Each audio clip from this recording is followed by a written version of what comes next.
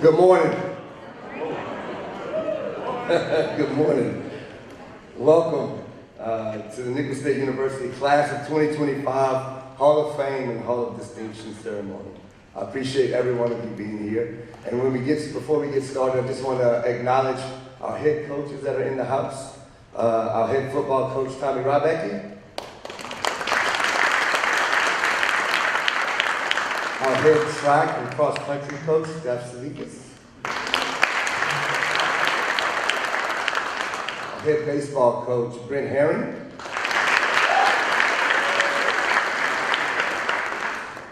Our interim head tennis coach, Caitlin Kenzaneri. Former head coaches in the house, Coach Tim Rebo, Coach Jay Thomas. Appreciate all of you for being here. Some dignitaries that we have in the house today, Mr. Henry LaFont, who is the Lafourche Parish School Board. I'm not doing it again, Lester, I got it. City Councilman Lester Beamer. Our Executive Vice President of Finance, Mr. Terry Bro.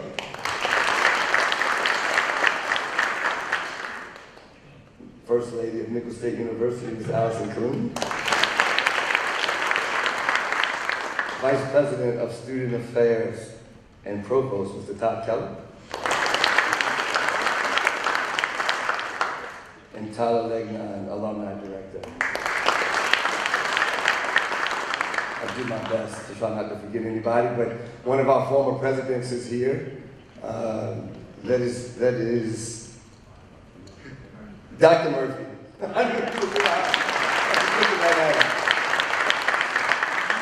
Thank you all for being here. We are so excited to celebrate this outstanding class and all that it represents. Excellence, perseverance, and the spirit of being a colonel. I also want to ask that all Hall of Fame and Hall of Distinction alum to please stand.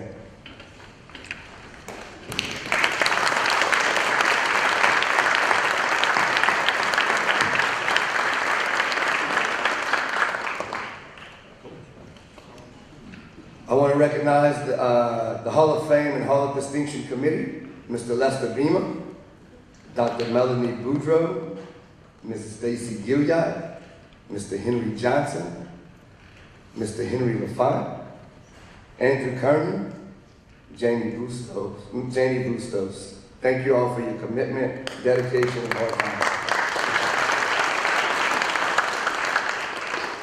And finally, thank you to each and every one of you for being here this morning and making this day so special for our honorees. It is a great pleasure for me to introduce to you our sixth president, Dr. Nicholls. Good morning, and thank you all for being here today. We are honoring some of the best who've had the pleasure of calling colonels, from Hall of Fame nominees who have inspired our present-day colonels and will continue to inspire for years to come, to our Hall of Fame distinction honorees who have honored us and moved us with their dedication to our athletic programs. Today's inductees join the ranks of the best Nicholls has ever had, from student athletes who have excelled not only in competition, but also in the classroom, to administrators who not only led us to the top of the Southland Conference, but did so on the smallest budget in the conference. We are so proud to welcome you back to campus today to recognize your accomplishments. The mere mention of our Hall of Distinction inductees names is synonymous with Colonel's athletics, and we are proud to call them friends of the university. To all of today's honorees, congratulations. Welcome to the Athletics Hall of Fame and Hall of Distinction. And as we say around here, go Colonels.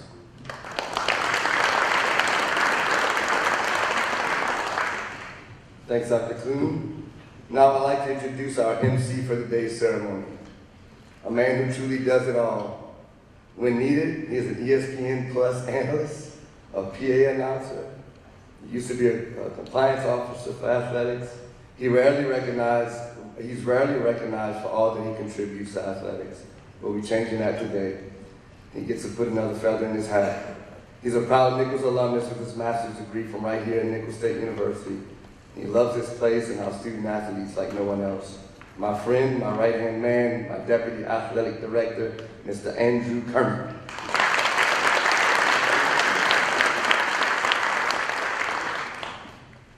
Thank you. I'd like to apologize now. This isn't really built for me. Staring ahead all morning. Thank you. As JT mentioned, I am Andrew Kearney, Athletics Director, and glad to be here today and welcome you to today's ceremony.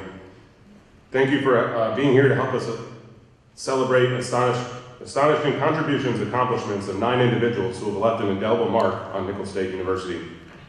JT thanked the committee for their work in determining this year's inductees. Each year, the committee has to make extremely hard decisions on who will be part of the next induction class. This year was no different.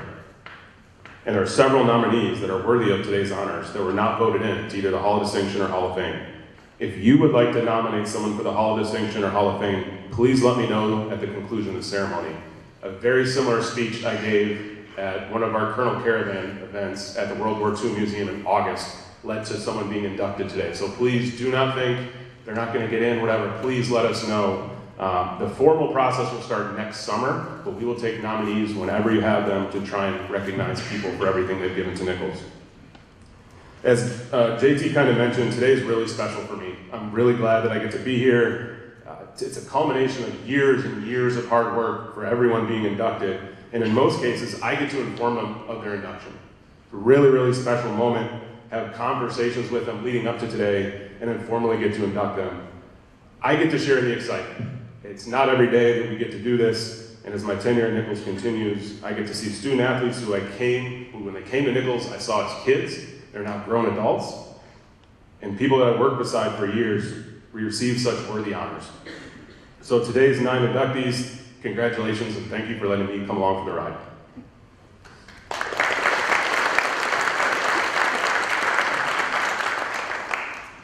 Before we start with the Hall of Distinction inductees, we would like to thank Dr. Neil and Janet Mackey for their continued contributions to Nicholls State University.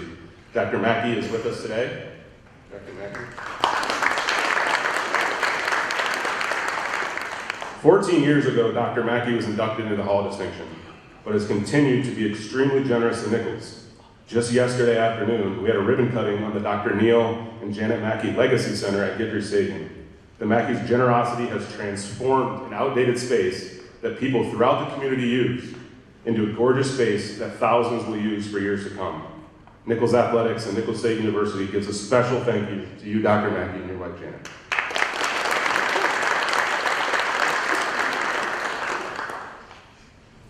All right, now we get to go on with everything else.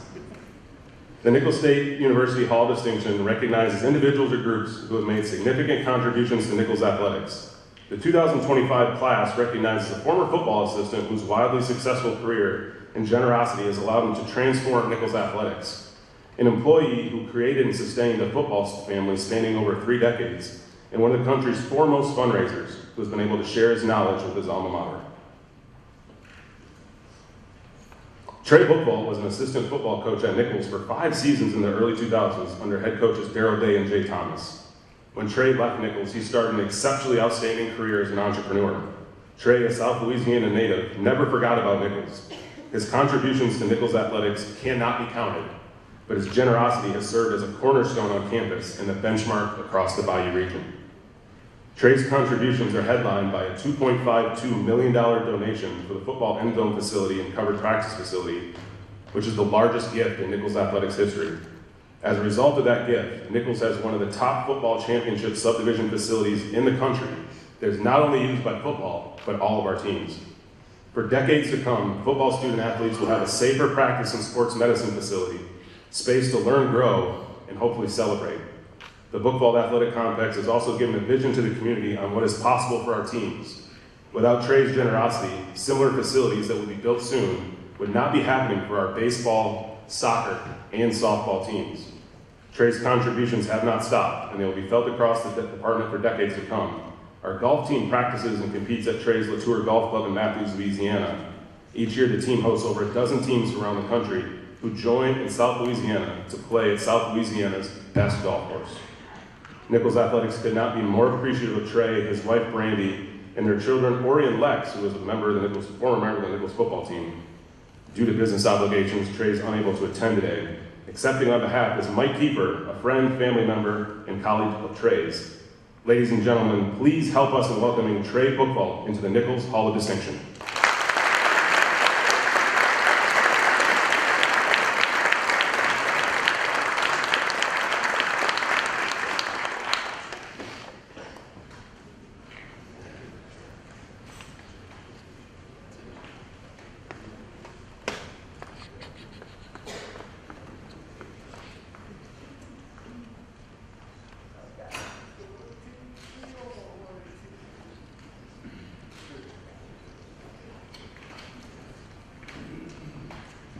Go Colonels.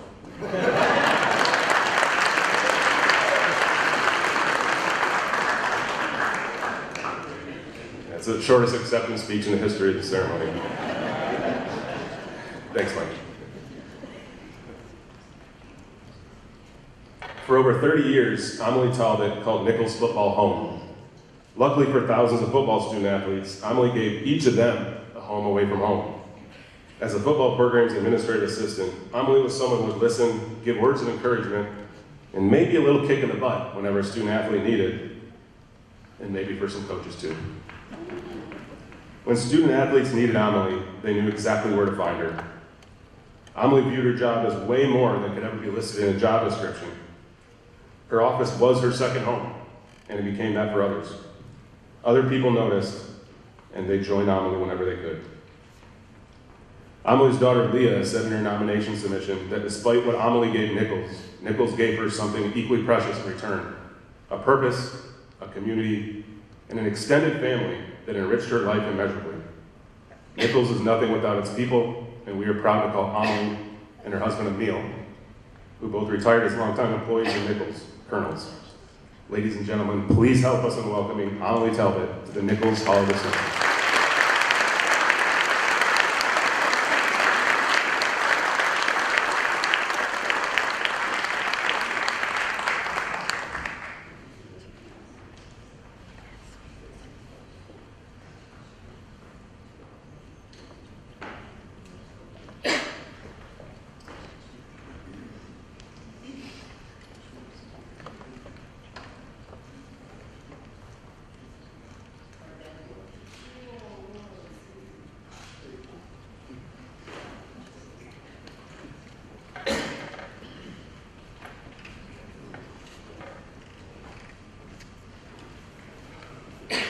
Good morning. I thought I was going to have somebody to follow and hear what to say, but no, I'm not really sure. But please bear with me. Thank you all, and thank you all for coming. Dr. Clune, JT, special guests, the committee, former inductees, members and coaches of the 2005 football team, and everyone here today, including our 2025 Colonels. I am extremely humbled and honored. Thank you, Andrew, for putting together such a great program this morning. As many of you know, I am not a morning person, but I am so happy to be here with all of you this morning for this great honor. I was shocked, and my first reaction was there were so many others that helped me along the way and should be here before me. I want to thank my daughter for nominating me. It was very touching. Thank you to the committee for selecting me, and congratulations to Trey Bookvault and Steve Watson, who are a big part of Nicholls Athletics program in sharing this day with me. I had the privilege of working with both of them. Congratulations to all the 2025 Hall of Fame inductees. All of you are well deserving.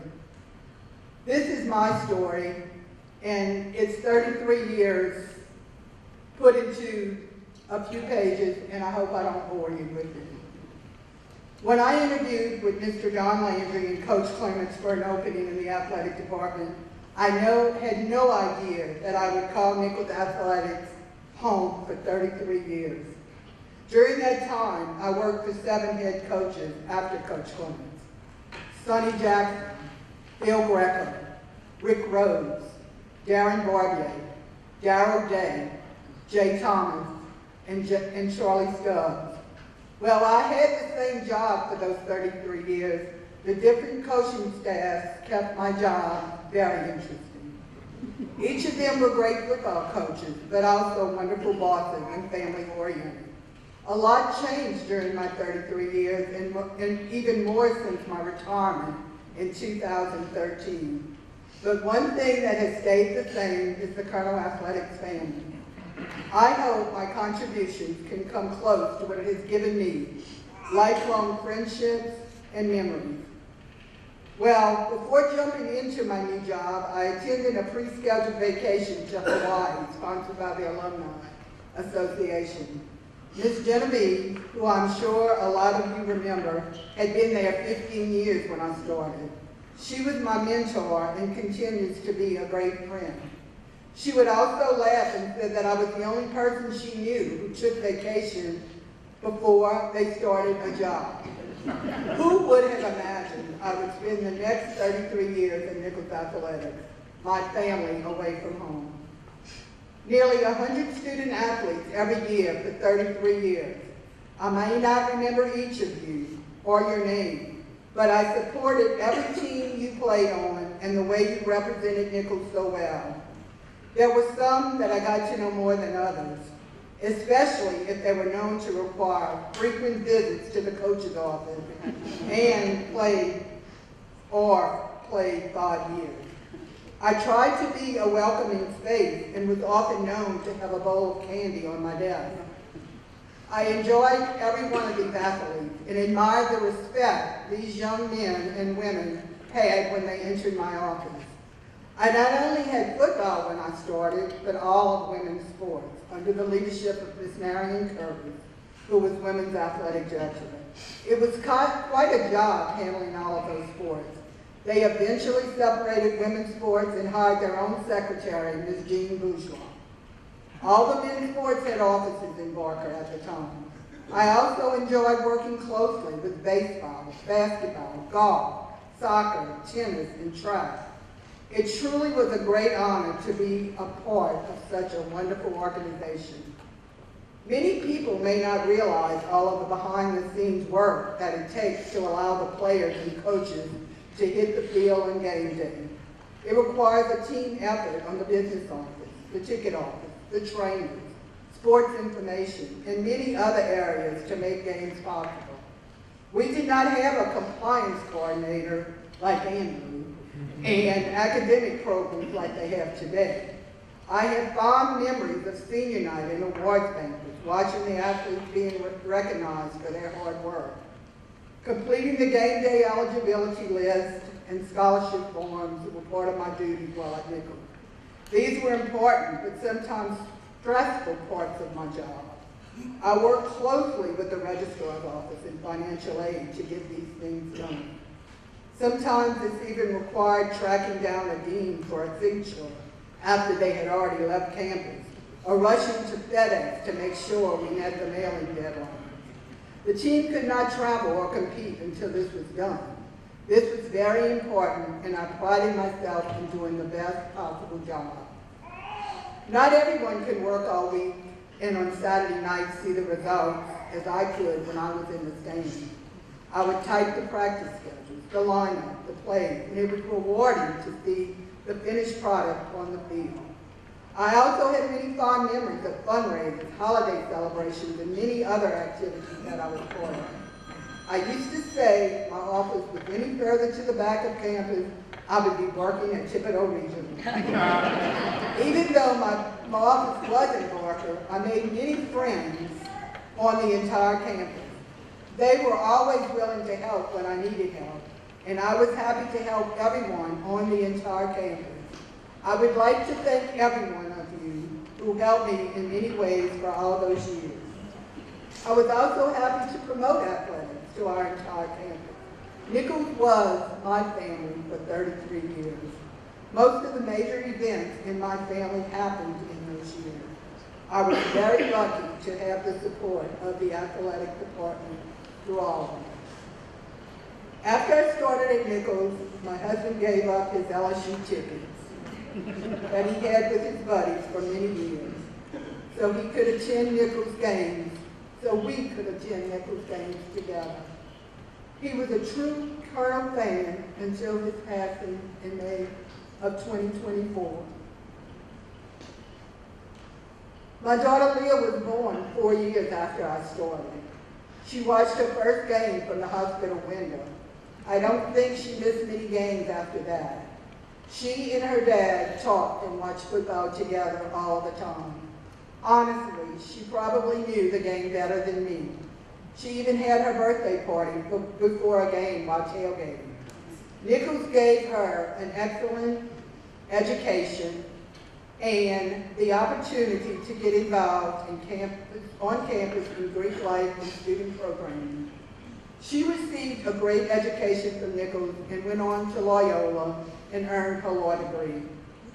Nicholls is also where she met her husband while he was obtaining his nursing degree. He transferred to Nicholls from New Orleans after one of the storms.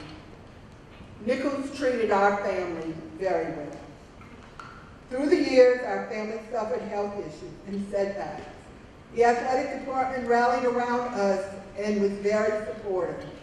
That I will always be thankful for.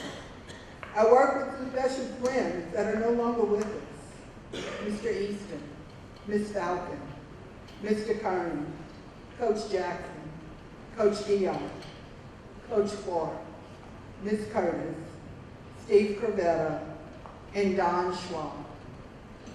Others that I work with and still consider good friends and family, some who are here and some who were not able to attend, Miss Marcy, Mr. Olin, Miss G, Miss Susan, Michelle Keith, Miss Jean, Miss Connie, who is still the rock of the athletic department, and many others. There were many assistant coaches and their wives, husbands. Really, too many to mention. Coach Tim Rebo, up until my retirement, was the only coach that I had never worked for. Coach Rebo was an assistant coach during my time at Nicholls.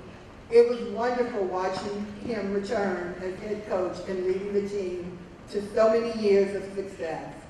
He and his family mean a great deal to me. I'm sure there are others who I may be forgetting, but hold a special place in my heart.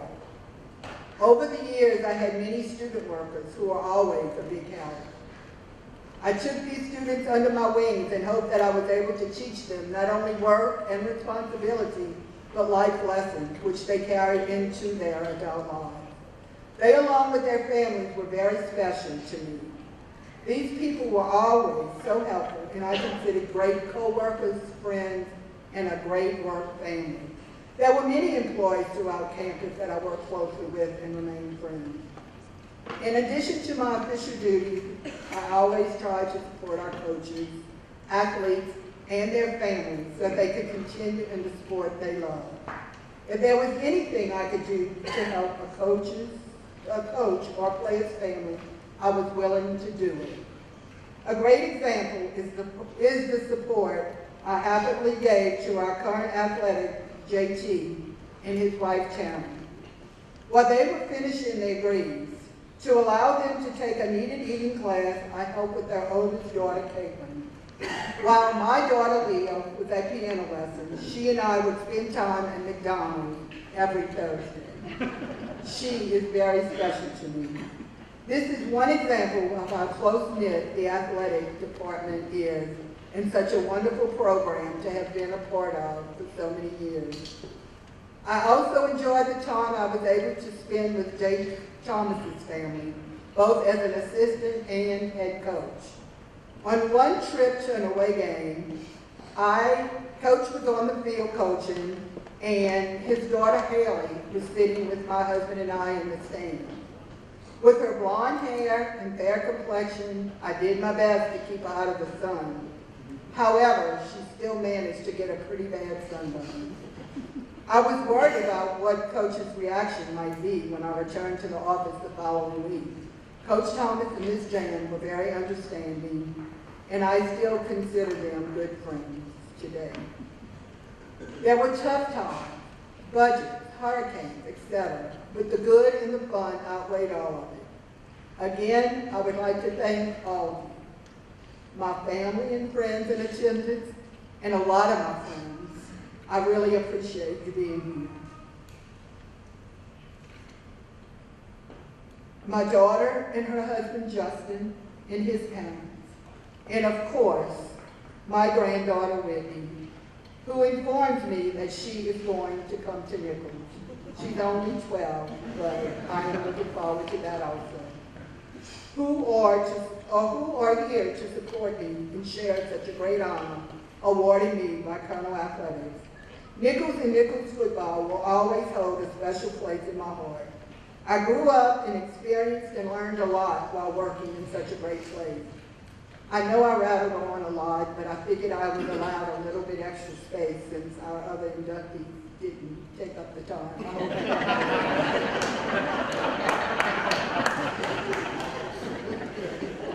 I didn't play in a game or contributed in any sport, so there weren't any of those stories to share, but considered myself a true colonel.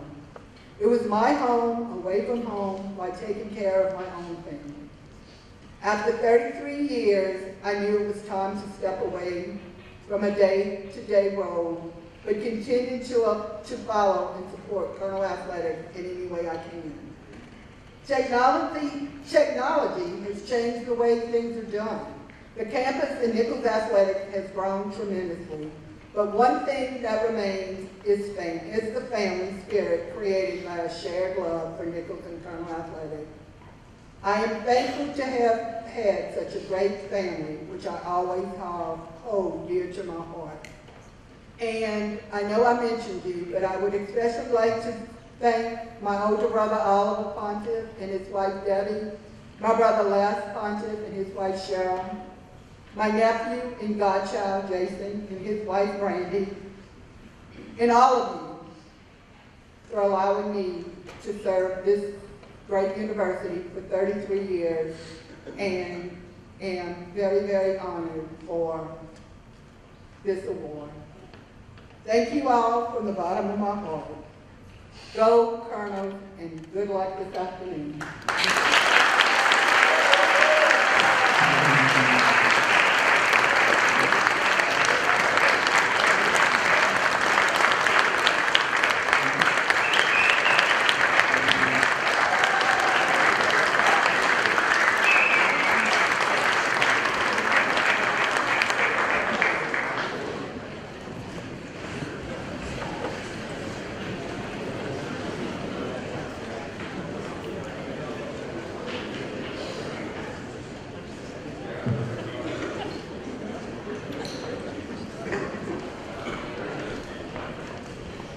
After talking with Amelie leading up to today, she was really nervous. I didn't have any reason to be nervous. It was phenomenal. It is remarkable that Stephen Watson somehow ended up at Nicholls. A native of Scotland, Stephen had a chance encounter with another runner that led to a priority mail envelope with a letter that directed him to be at his dorm room's lobby phone at 7 a.m. The type of story you only hear in the movies. Not long after that call, Stephen was on his way to Thibodeau. Stephen finished his career with the track team while getting his bachelor's degree, and then received his MBA from Nicholls, working as a graduate assistant in Nicholls Athletics. And that's when his career in development started. Not long after that, he joined the staff of what at the time was known as the D-Day Museum in New Orleans. 18 months later, Stephen had taken the museum's membership from 3,000 to 60,000. The museum, which later changed its name to the World War II Museum, elevated Stephen as president and CEO in 2017. Stephen is one of the nation's foremost fundraisers, has transformed the museum, which regularly ranks the top 5 in all museums in the country. The museum now is also home to a hotel, conference center, and is a cornerstone of the New Orleans economy. After Stephen left campus, he's continued to give back to his alma mater for over 20 years. The museum provides a beautiful backdrop yearly for one of our Colonel caravan stops. His wisdom, knowledge, and above all else, kindness have provided an immeasurable amount of opportunities for student athletes wearing Colonel red. Unfortunately, Stephen was the last member of his family to get sick. He informed us this morning that he would not be able to make it. We still want to recognize Stephen for everything that he's given to Nicholls, so please, ladies and gentlemen, help us in welcoming Stephen Watson to the Nicholls Hall of Fame.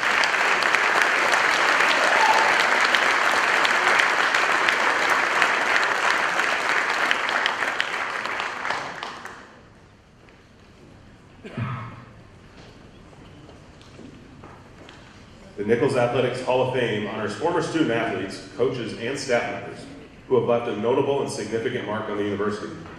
While athletics is far from the most important thing that we do at Nicholls, it's often the most visible.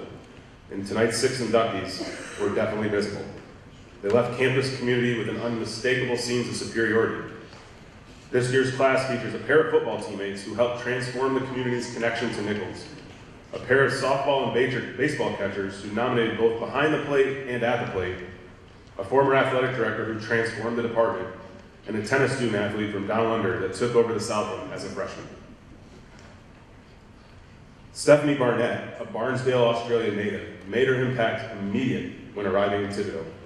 As a freshman, Stephanie was named All-Southland's second team and the Nicholls Freshman Women's Student Athlete of the Year with a 15-6 record, but that was just a start. Stephanie's sophomore season is one of the best seasons in Nicholls history. That year, Stephanie led the team to its first conference championship in 20 years, behind an 11-0 record in conference play. It's no surprise that a season of that caliber led to Stephanie being named Southland Player of the Year, Southland Student Athlete of the Year, Louisiana Player of the Year, Nicholls Female Athlete of the Year, and was All-Southland All-Academic First Team, the Southland Player of the Week 4 times, and was All-Southland First Team in both singles and doubles. Despite injuries limiting consistent play for Stephanie after her sophomore year, she still finished that career with a remarkable 64-20 record in singles play, with over 85% of matches played at the #1 line. Stephanie is a 2-time graduate of Nicholls, and we could not be more proud that Stephanie was able to come back to Thibodeau all the way from Australia today. Fans, please help us in welcoming Stephanie Barnett to the Nicholls Hall of Fame.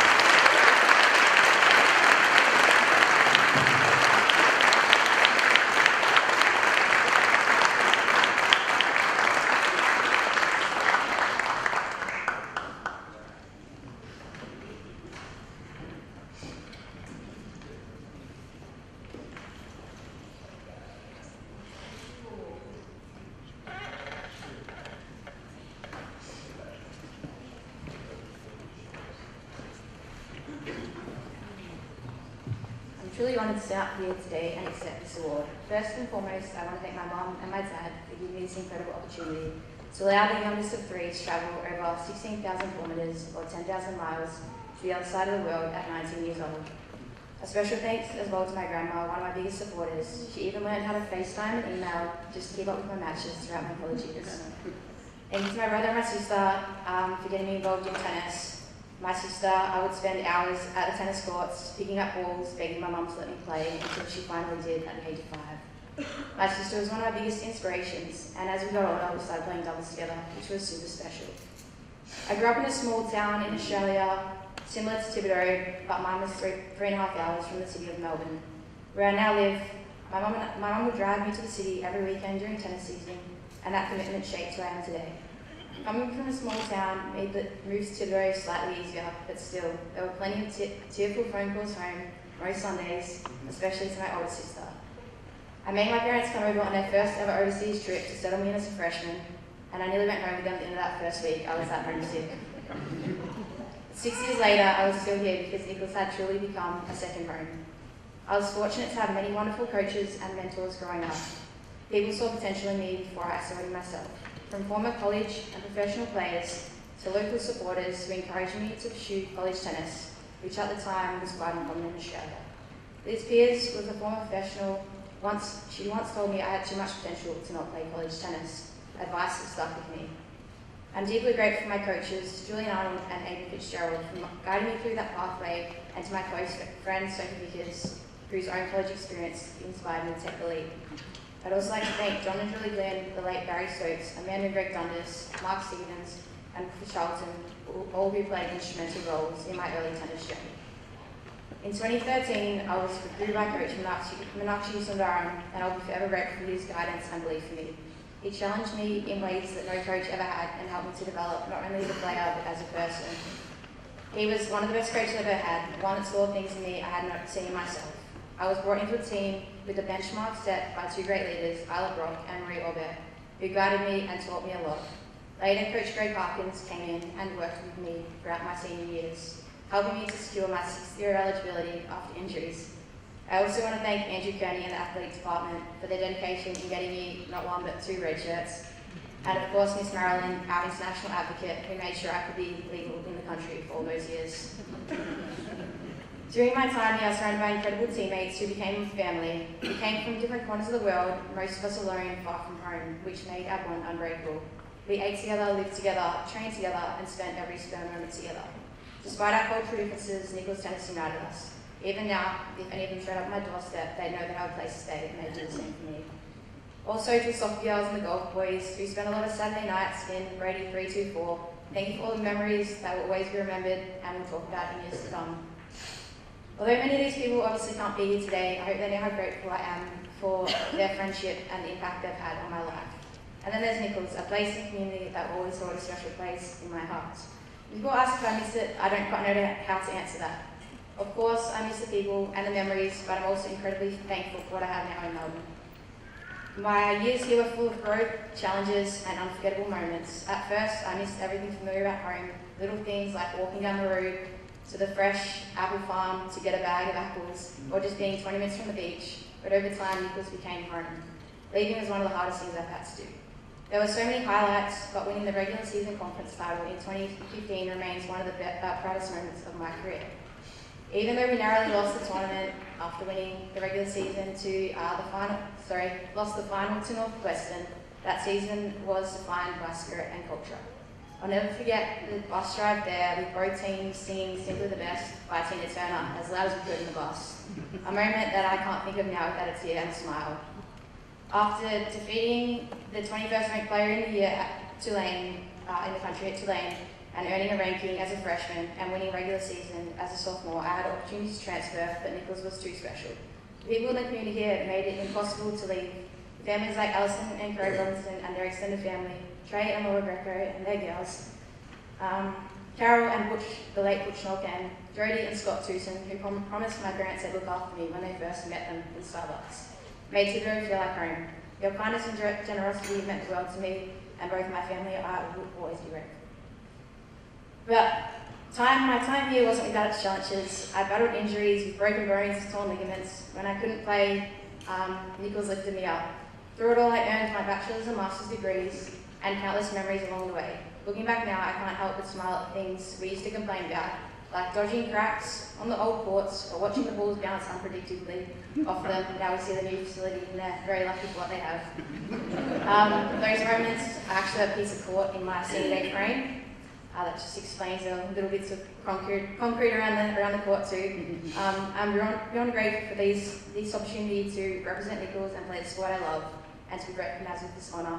Thanks to the Nicholls Athletics Committee, my teammates, my coaches, and this incredible community. Congrats to all the others that are getting inducted today who stand up with me. I'm so proud and forever will be proud to be a general. Thank you.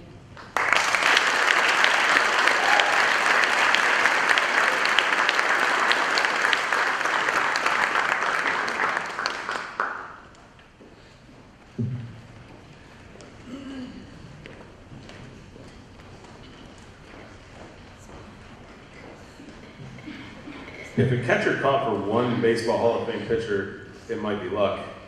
2, it might say something about the catcher. And 3, you definitely know he had a good catcher. James Bazeron did just that on the diamond for the baseball team from 1970 to 73. And today, we are glad to join him with those teammates in the Nicholls Hall of Fame. James controlled the game behind the plate, helping the 1972 Colonels reach the NCAA championship game. To go with James' .985 career fielding percentage, he batted .290 and only struck out 15 times in his 4-year career. James' play didn't go unnoticed as he was named All-Gulf South in both 1972 and 1973, while also being named to the AAC-BC All-District team in 1972 and 73, before going on to play in the Expos organization. Jack is a Colonel through and through, a Houma native, where 4 out of his 5 siblings, him included, are graduates of Nicholls. His brother Ted went on to play quarterback for the Nicholls, and his brother Matt is also a Nicholls baseball alum. Fans, please help us in welcoming James Badron to the Nicholls Hall of Fame.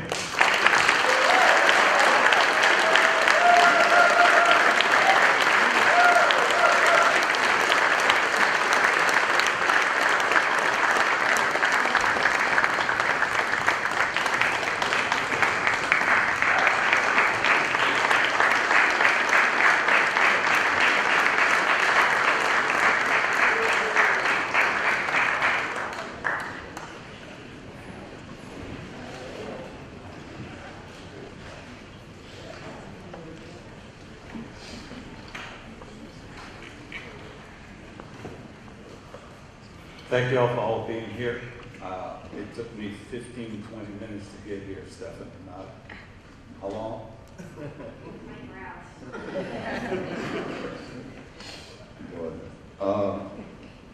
Classic.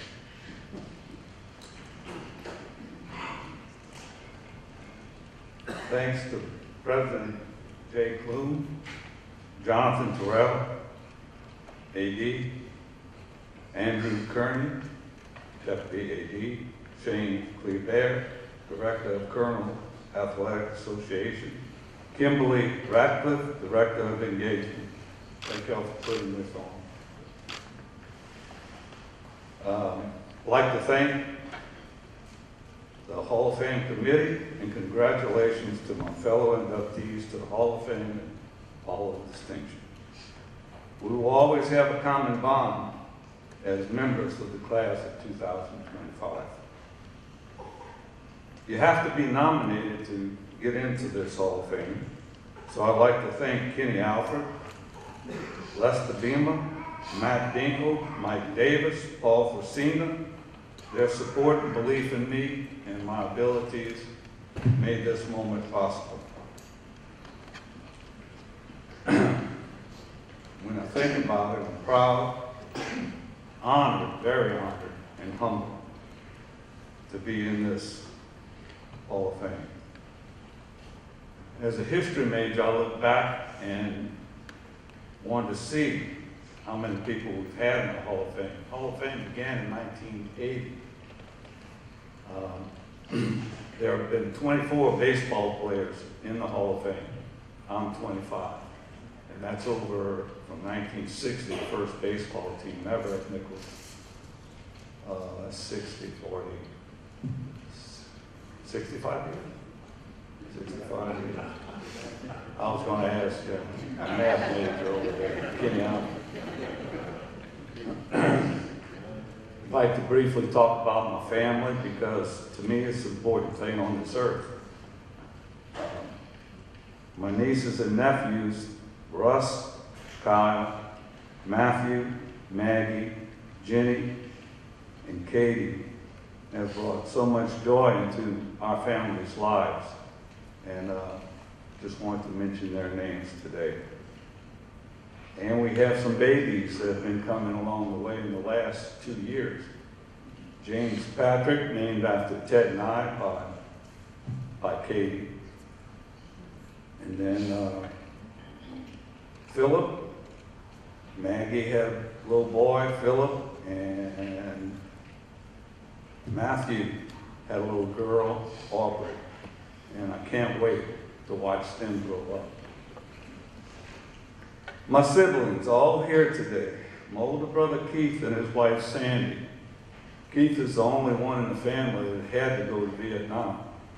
And the best thing that come out of that, he met his wife Sandy. Keith always looked after me.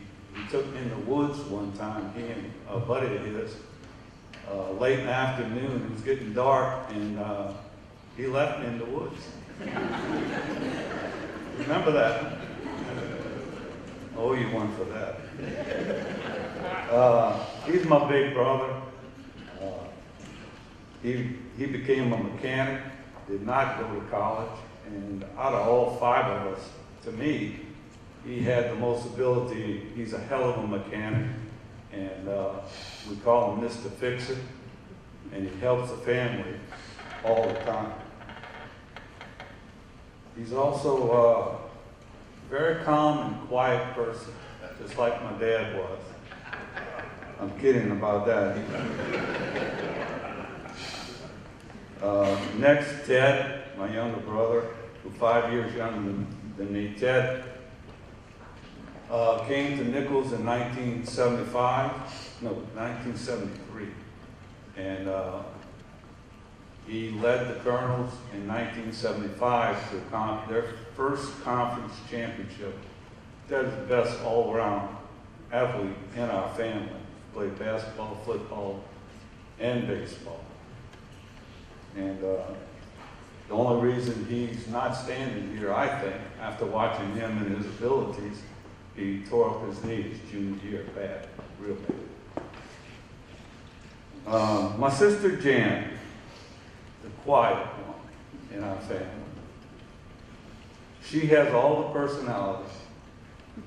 The rest of us were, just guys. But Jan was very outgoing. Was a just retired from teaching.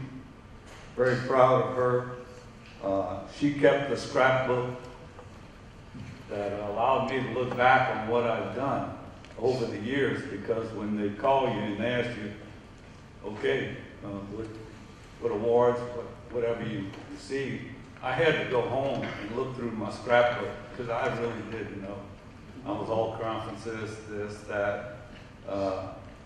Thank you, Jan, for doing that. And also, Jan came back to Nicholls when in her mid-30s and decided to get her degree. And that was something special. And then my younger brother, Matt, and his wife, Dina, are here today. Matt graduated, was a quarterback at Terrebonne, just like Ted.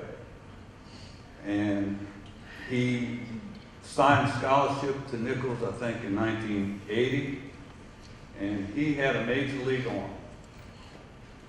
And he hit with power as he grew a little stronger.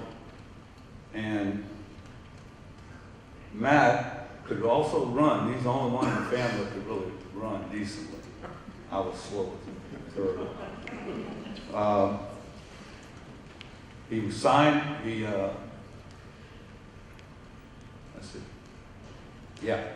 The Twins. He was offered a contract with the Twins. He was drafted in his junior year, and then of course he hurt his arm, an overuse, tendonitis in the right shoulder, kind of ended his career. He's another one I think would be standing before me in the Hall of Fame. He had a lot of ability, in my opinion. Coaches, my dad and Tom Freeman decided when I was 7 years old that I should get behind the plate. I didn't want to catch. I was scared, to be honest with you.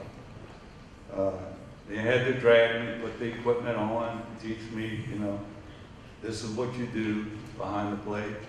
And first pitch comes in, they told me not to turn my head. Of course I turned my head, right behind the ear. I'm on the ground, they get me back up. Next pitch, don't turn your head, James. Next pitch, the batter releases the bat behind me. I turned my head and hit me right behind the head, back to back. I said, boy, this is going to be great. But I fell in love with catching, and I'll go over that after a while. Mr. Tom Freeman was a minor league catcher, taught me the right way to catch. From the beginning, I was taught the right way to catch. John Wayne Chesson was my high school coach. He was a catcher, so I got a little bit from John Wayne. And of course, Coach Coach Didier signed me in 1969, and I began playing in '70. And Coach Didier, what he did was he'd bring in excellent people to work with you. He brought in Hyde Didier, who was a minor league catcher, no, major league catcher, I'm sorry if he's listening. He played for the Atlanta Braves and 3 or 4 other teams. But Bob came in and worked with us. And then you had Emil Joller, who's from Missouri. Emil's a Hall of Famer here from basketball and baseball. And one of the best outfielders I think I've ever seen. And I'll talk about Emil a little later. But Emil taught us how to steal, run the bases. I never stole. Run the bases, and he worked with outfielders. Emil was a great ball player. Coach Didier created the foundation for athletics. In 1960, I think I said that, first baseball team. He was a disciplinarian, and he was a fundamental coach. And our practices did not last that long. But God, we did situations for a long time. Then, when Coach Didier decided to retire in 1973, he became AD. And that's where this university and the athletic program really began to go and get better and better. And after Coach Didier, Don Landry came along. He was a basketball coach. He became athletic director. So I'm going back in history a little bit because I think it's important that those 2 men would have created a foundation for Nicholls. Nicholls State. I owe this university a lot, and so does my family. 4 of us, again, graduated from Nicholls. I graduated in 1975. Nicholls was my home for 5 years. A few firsts that happened for me. Played on my first year, freshman, played on a national championship runner-up team. I'm going to talk about it in a minute. But at that time, it didn't hit the way it did later on in my life. And it was pretty special. I went to my first panty raid at Ellen Hall. Yeah, I remember it very well. Some of the guys I'm looking at probably remember it too. We'd go stand at the bottom of Ellen Hall like a bunch of doofus, looking up at the air, and the girls would be throwing their panties, and they'd be coming down like little parachutes. So if I remember right, it happened twice. The second time, they came and ran us back to our dorms. It was kind of hilarious, but you can't have that today. Not that it's politically incorrect. Phones would just drop straight down. So that wouldn't work. I lived in the Ponderosa, and I'm going to talk to our president about a group of us. It was a very special dorm. I lived in my second year, and I'll go back a little bit, but the Ponderosa was a very unique building, and I can't explain it. It was unique. The walls went halfway up to the ceiling, and you really didn't have any privacy at all in it. But I was there, and there's my roommate sitting right before me, Danny LeBlanc, for my 1 year. And I'll go back over that in a minute. So I stayed in the Ponderosa my second year. I lost a great friend to cancer in 1971. His name was Dan Kramer. I fell in love for the first time in 1972, and no, I didn't marry her or anything. Got my first car at Nicholls. In 1975, I graduated in education and a minor in PE. I bring this up because I grew up at Nicholls.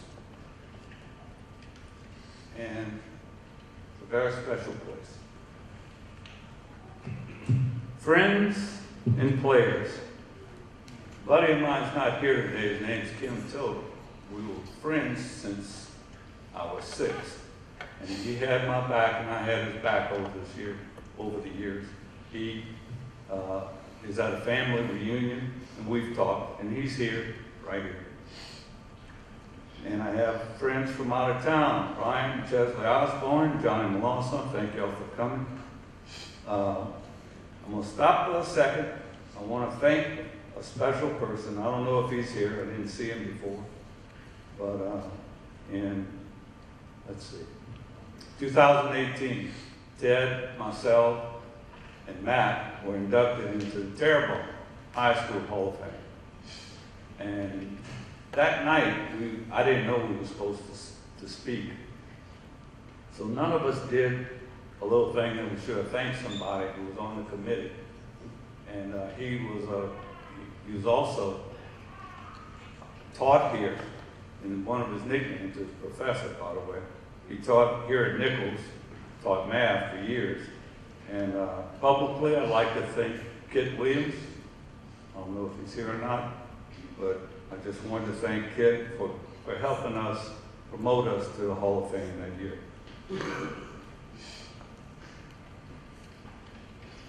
After Nicholls, I was fortunate enough to find God who blessed me. That's all I can say. My first year out of Nicholls, 1975, I worked at Morrison Home Center.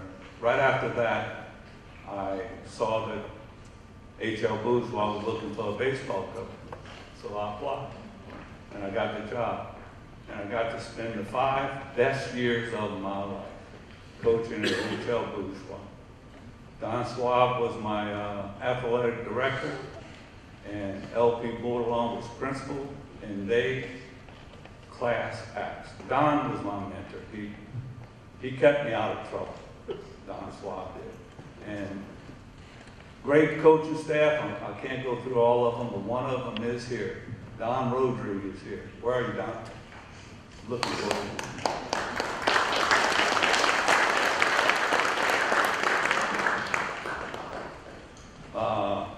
Coach Swab was my mentor. Don showed me how to coach. That man right there should be in the Hall of Fame somewhere. Now everybody calls it Coach Rock, Coach Rock. He knows everybody in Thibodeau,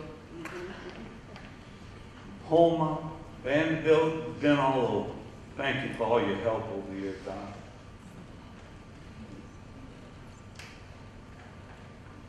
Okay, after that, right after H.L. Bourgeois in 1980, I played and eventually ran the Houma Oilers and the Budweiser Eagles. And a couple of guys here today, Mike Fish and Doug, and maybe a couple more, I don't know. But that's the most fun I ever had in my life, playing semi-pro baseball in Houma. We had some great games against the Merchants and New Orleans Athletics. And it was just 8 great years. The best thing about that, about the Oilers and Eagles, I got to run the organization after they ran out of money, and I decided to go talk to Jimmy Buquet with Budweiser, and he decided to sponsor us. Well, my dad had cancer at the time, 1979, and he had lung cancer, but Dad got to see Ted and I play one more time. And that, I decided after that to take over the team and keep running it. I think competition in your life is very important. And over the years, we started this in 1995. it's not going to mean anything to y'all except for a couple of people. And one or two of them are here today, the Hawks and the Jocks. It's a golf group. We play golf every year, and we have a blast. Good friends, and to all we're the Jocks, they're the Hawks, and we beat them more than they beat us. And so to the Hawks, this is Jock heaven, right here. Catching.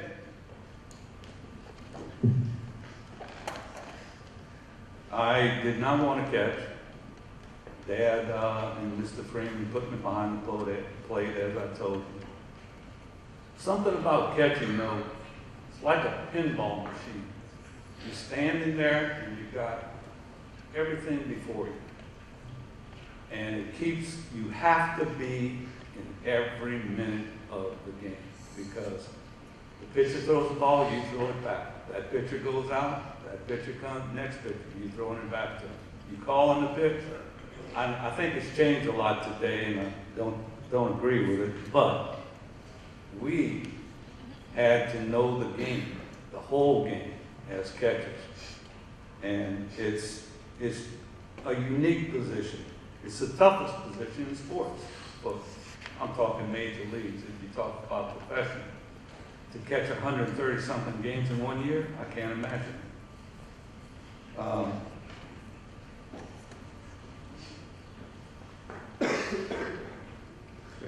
The 1970 team,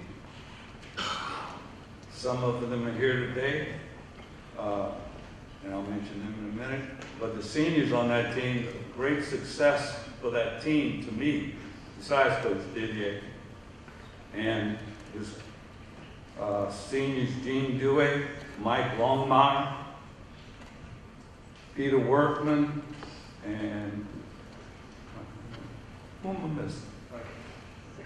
Oh, our captain, Frankie Mott, the best storyteller on the team right there. They led. And there's a story I'd like to tell y'all about. And any baseball players in here from the team this year? There y'all are, guys. I was catching and we're playing Magnesia. We had a 2-1 lead. Gene Dewey on the mound. And guy on first base, Gene was probably throwing a 2 or 3 hitter. And Gene and I had worked, or he worked, on throwing a screwball and turn it over. And it became a very effective pitch for him. So I called a pitch to Morris, big first baseman at Magnesia. Remember him, Charlie? I see you shaking your head. Dickie Morris. And Nuck left it right at the guy's knees on the inside. And he kind of jerked right down the line, stayed 2-run home apiece. I'm a freshman. He's an All-American, Gene Dewey. So I'm walking off the field, and I'm shaking my head. I said, Nuck, I'm sorry. Nickname was Nuck, the knucklehead. And I said, I'm sorry. And he just looked at me. He said, you call it, James. I got to throw it. And he left it at that. Now, he could have said, your fault, not enough. First class.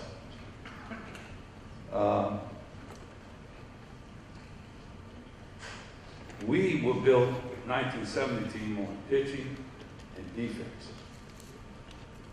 And Frankie Monica was a hell of a good third baseman. Mike Longmire was a vacuum at shortstop. Whitey Mandela could turn 2 with anybody. And then we had Big Gary, Fay, and Copas at first. I can't go through everything. But Tommy Abity was a hell of a center fielder, one of the best I ever saw. And our team could play with anybody back then. In 1970, we beat LSU, Houston, Ole Miss, and a few others. Of course, I'm going to cut it a little short because I'm talking a little too long. The backbone of that team was Matt Dinkle, Charlie Fasola, Kenny Alford, and Gene Dewey. And those 4 pitchers could pitch today against anybody.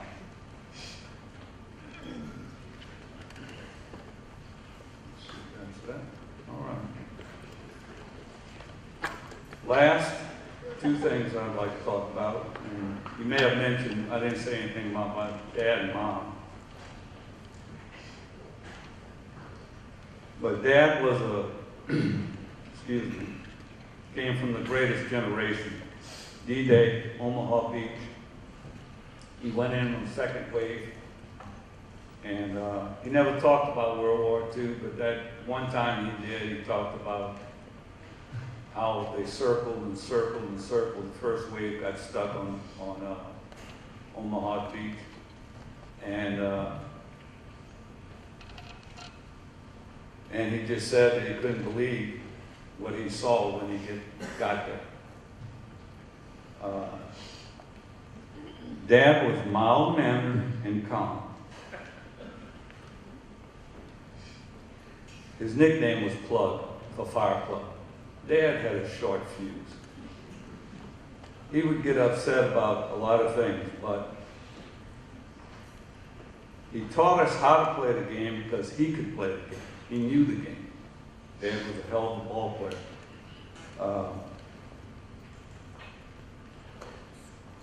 He decided one night, I went 3 for 4 at Babe Ruth Field.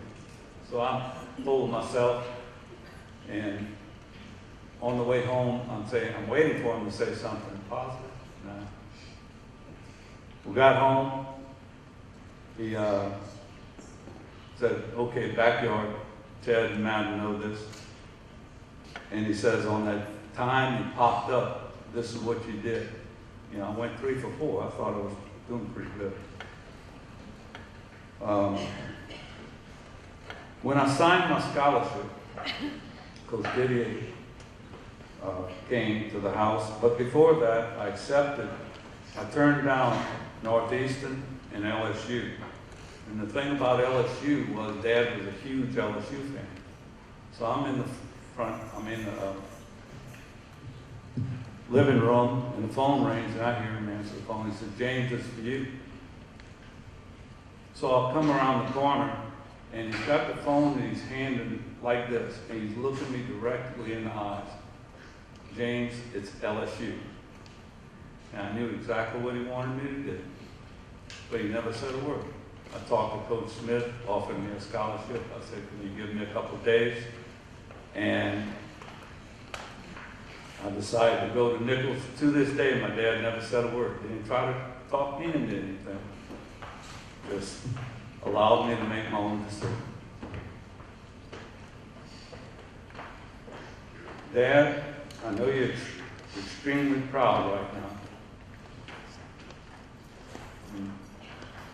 Thank you for all you did for me. Now, Mom, she's 96, could not be here today. How do you thank the person who gave you life and then taught you the right way to live it? Always putting you first. She had Gary Fay, Dinkle, and Copas to our house one day and cooked for almost 2 to 3 hours fried chicken. And she would clean clothes, do everything a mother should do. But she went the extra mile. She always put us before her, always. Dad locked me out the house one time. I came in at 12:05. The door's locked because he told me I needed to be in by 12. Well, I did. And I'm outside in the car. It's cold. About 3 o'clock in the morning, knock on the window. That's Mom. Open the door, let me in. Don't you dare tell Dad. And I did. So, Mom couldn't make it today.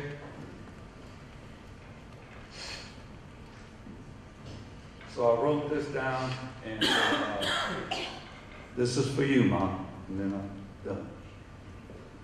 The song was 1981 Grammy Award winner, Bette Midler. And I'll just read one verse from it. Did you ever know you're my hero and everything I would like to be? I can fly higher than an eagle, for you are the wind beneath my wings. It might have appeared to go unnoticed, but I've got it all here in my heart. I want you to know I know the truth. Of course I know it. I would be nothing without you. Thank you, Mom. Thank God for you, the wind beneath my wings. I love you, Mom. And last, I'd like to thank God. He gives everybody certain abilities, but it's up to us to fulfill those abilities and do the best we can with them and work our behinds off. You got to earn it, fellas. You got to earn it. I love that saying from Private Ryan. You got to earn it. And I'll close with that. Thank you.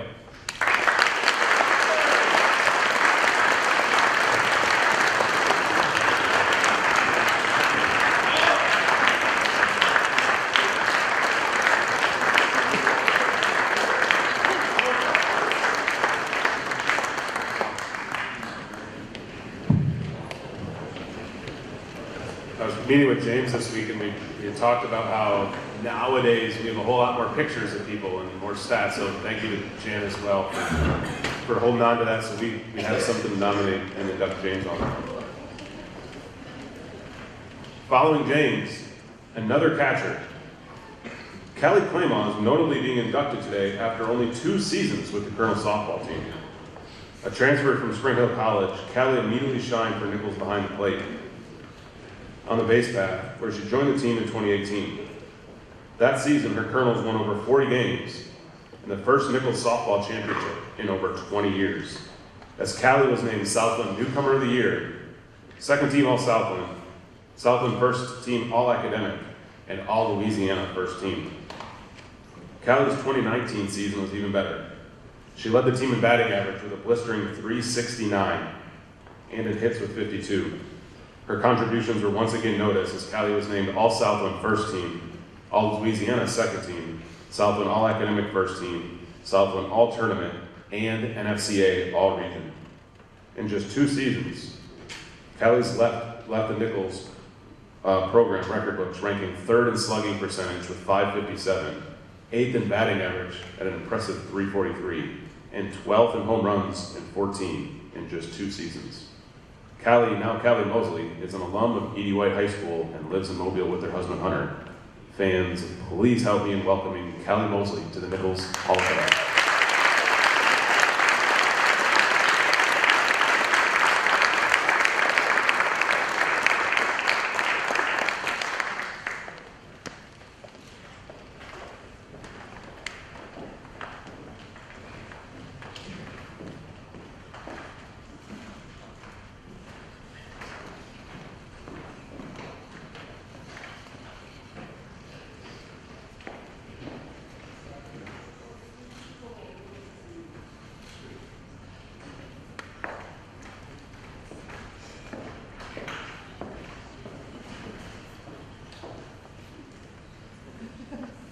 I just wanted to start by saying thank you.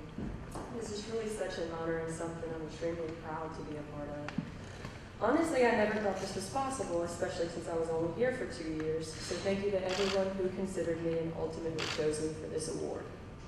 As many of you know, I spent my first 2 years of undergrad at Spring Hill College, which is where I met my amazing husband, Hunter. I believe God let me there for that reason, but then he also took me to Nicholls because this is where I was truly meant to be. Now, being from Thibodeau, I'll admit, I didn't think Nicholls was all that. I really just talked a bunch of smack. It's just Nicholls, you know, academics aren't that good, athletics, you know, all that stuff. And then I got here, and then I was like, oh wow, I was wrong. from academics to athletics and everything in between. It was the best 2 years here. I mean, my expectations were blown out of the water. And being so close to home, it allowed my extended family to be able to watch me play.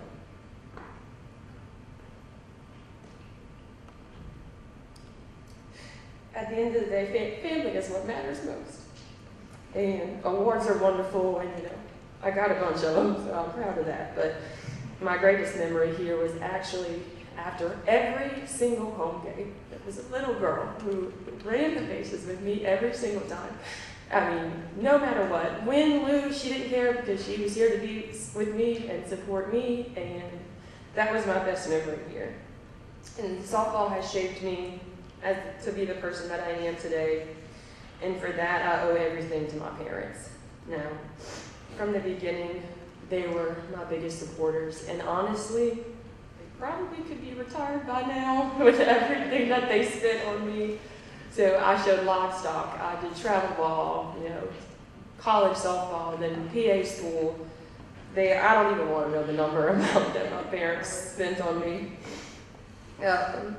They gave me a childhood that every child dreams of. Mom and Dad, you are true rock stars, and you should be so proud. I am so proud to be your daughter. Thank y'all for everything. And people often ask me, do you miss it? And my honest answer is always no. Because softball was always supposed to be a season in my life, and I knew that from the get-go. What I do miss, however, is the people. I miss the coaches. I miss the relationships. I mean, we were family, traveling, playing softball. I mean, we went to church before games. I mean, we were just one big family.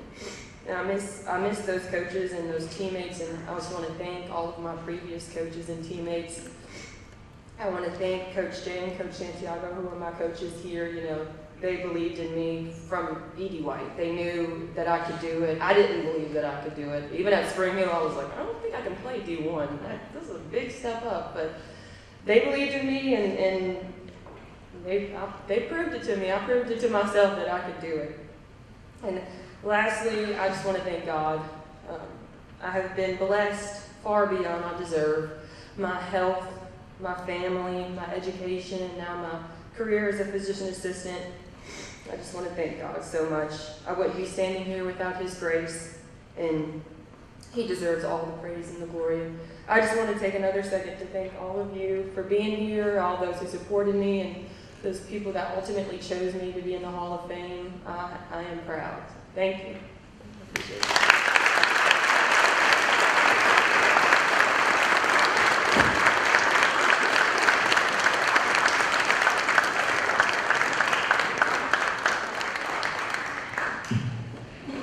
I doubt Kelly remembers this, but the summer she transferred back to Nicholls, her mom and her came in my office, and they're asking all the normal questions you think about.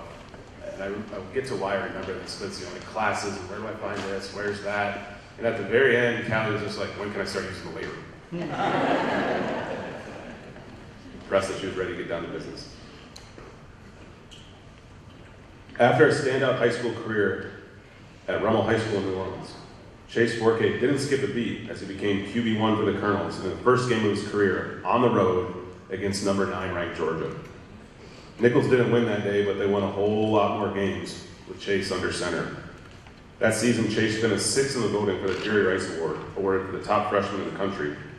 Chase followed that season up with 3 more seasons that put him in the argument for one of the best Colonel football players of all time. Chase was All-Southland 3 times, twice named All-Louisiana. One of those, he was first team All-Louisiana, and the second team was Joe Burrow. Was the 2019 Southland Offensive Player of the Year, the 2018 Southland Player of the Year, all while winning back-to-back Southland Conference championships in 2018 and 19, with 3 straight trips to the NCAA playoffs in 17, 18, and 19. Chase has all the statistics to back up those awards.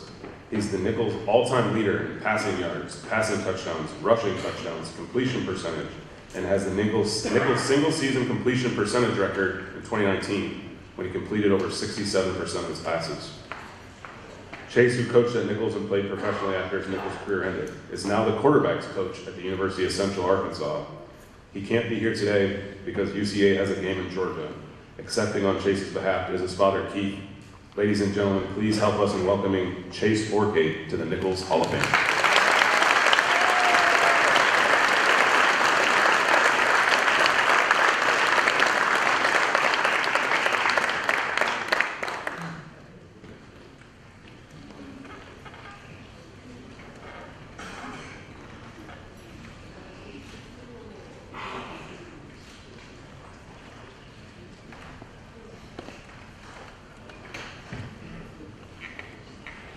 Wow. This is a great moment for me, for my family, for my wife Jill, his brother Taylor. First, I want to thank Dr. Plume, JT, Andrew, the committee, Coach Rebo, Coach Rob's not here. This is truly an honor. When Chase called me and told me I was out in the field, I'm in medical sales, I travel a lot, and the phone kept blowing up. What the hell is he calling me for? Then Taylor called me, I'm like, all right, man, something's up. So Taylor, I said, what's up, man? He goes, Dad, I got elected to the Hall of Fame. I said, man, that's awesome, dude. He said, man, first ballot. I said, you know what, buddy? I said, you never really went to Nicholls for any kind of awards. They just happened. So he asked me to speak. I said, you sure you want me to speak? Got a lot of stories I can tell. But I just want to start off by, I told Chase early in his life, I said, coach is going to make the biggest impact on you in your whole life. My coach is Coach Joe Zimmerman, my head coach. John will tell you. He's one of the greatest influences of my life I've ever had. And Chase goes, you know what, Dad? Coach Ross is a big influence. Coach Rebo is a bigger influence. Coach Rob, I thought I told you, buddy. So when things happen in life, you're going to always reflect to what they taught you. 2007, Taylor and I were sitting on a couch with Chase, and he woke up when he was watching LSU game, win a national championship. Dad, that's what I want to do. So what do you want to do? I want to play college football like you in open pajamas. You sure? I said, take three things. I said, one, girl in high school sports don't get along. They got 1,000, they undefeated. Two is, are you willing to change some of your friends? Because some of your friends don't want to see their friends become successful, so they'll try to bring you down. You ready to make that move? And the last one I told him, I said, you don't have to answer. Your body language is going to tell me. I looked him dead in the eye and said, you ready to pay the price? Because you don't need to like the game. You better love the game. When I'm talking about paying the price, you willing to run when everybody else is home, sleeping? You ready to get up early, lift weights? How great you want to be. Everybody wants to play the game, but not everybody can play the game. It's a special breed to play this game. I said, all right, buddy, let's go. So he met. I said, what am I going to do? What do I want coaching my son? I wanted to know helicopter dad. I wanted Coach Roth to coach my son. Why? Because he's old school. I need an old school coach to coach my boy the way we was coached. That's what it takes. So he goes to Rumble in his first full experience of, wow, I'm not the main guy out here. See, when you're in playground, you're the main guy. So his freshman year at Rumble, Hal and I was watching a game, 8th grade game, I'm sorry, playing Jesuit. Oh, he looked really, really bad. I'm like, man. So here's a short guy going to Rumble with his son going to Rumble. I hated Rumble. Couldn't stand Rumble, but now my boy's there. So the pressure's already on him. He looked bad that game. Game was over. 8th grade, he gets in the house, I go in his room. The lights are off. Stopped at the store and got some pie. I said, buddy, I said, rough day, huh? Yeah, Dad. I said, you thought you was the man out there. He goes, yeah. I said, look, I said, I can't offer you anything, but I can offer you this pie. He goes, what the hell do I want with this pie? I said, it's special pie. It's called humble pie. You thought you was a man out there. There's 15, 20 Chase full kids out there. I said, but now what you gonna do to separate yourself from the others? He said, Dad, remember when you told me, am I willing to pay the price? From that moment on, his 9th grade year, Taylor and myself would go to Cleary Playground around the corner from my house. Warren Mulaney would turn on the lights at 9:15 at night. And after Chase went through practice, he'd come out there at that park with a bag of balls. And we threw, and we threw. I said, you have to make every throw. If you're on this for a hash, you better make a frozen rope throw to the other sideline, 15-yard out route. And we played, and we trained, and we trained, and we trained. Then came the sophomore year. They had a battle for the quarterbacks. Now he's coming home. His dad, he said, I'm going to be ready to play when I'm a junior. I said, why is that? I said, let me tell you something, son. You're going to start next year. He looked at me and said, why you said that? I said, because you're a 4 kid. We don't back up nobody. That's just the way it is. So he went through spring. First game against East St. John. Didn't play. He came home, he's mother this, F that, he's all over the place. I was like, calm down, trust the process. Tell the kid to trust the process. He used to starting. Well, next thing you know, next game comes around. Chase gets the alternate against Hornville. He happened to be in the game, it was losing 5-0 against Hornville. He got the game, he threw a hook and ladder, we won 7-5. He's all excited after the game, he comes up to me, I'm all excited, I looked at Dad in the eyes and said, do me a favor. I said, when you see Coach Ross, you apologize to him. He said, apologize for what? We just won. I said, let me tell you something, son. I said, if you want to lead this team, when they took you out of the game, your body language, terrible. If you're going to lead this team, you got to accept what happens. You can't show your emotions.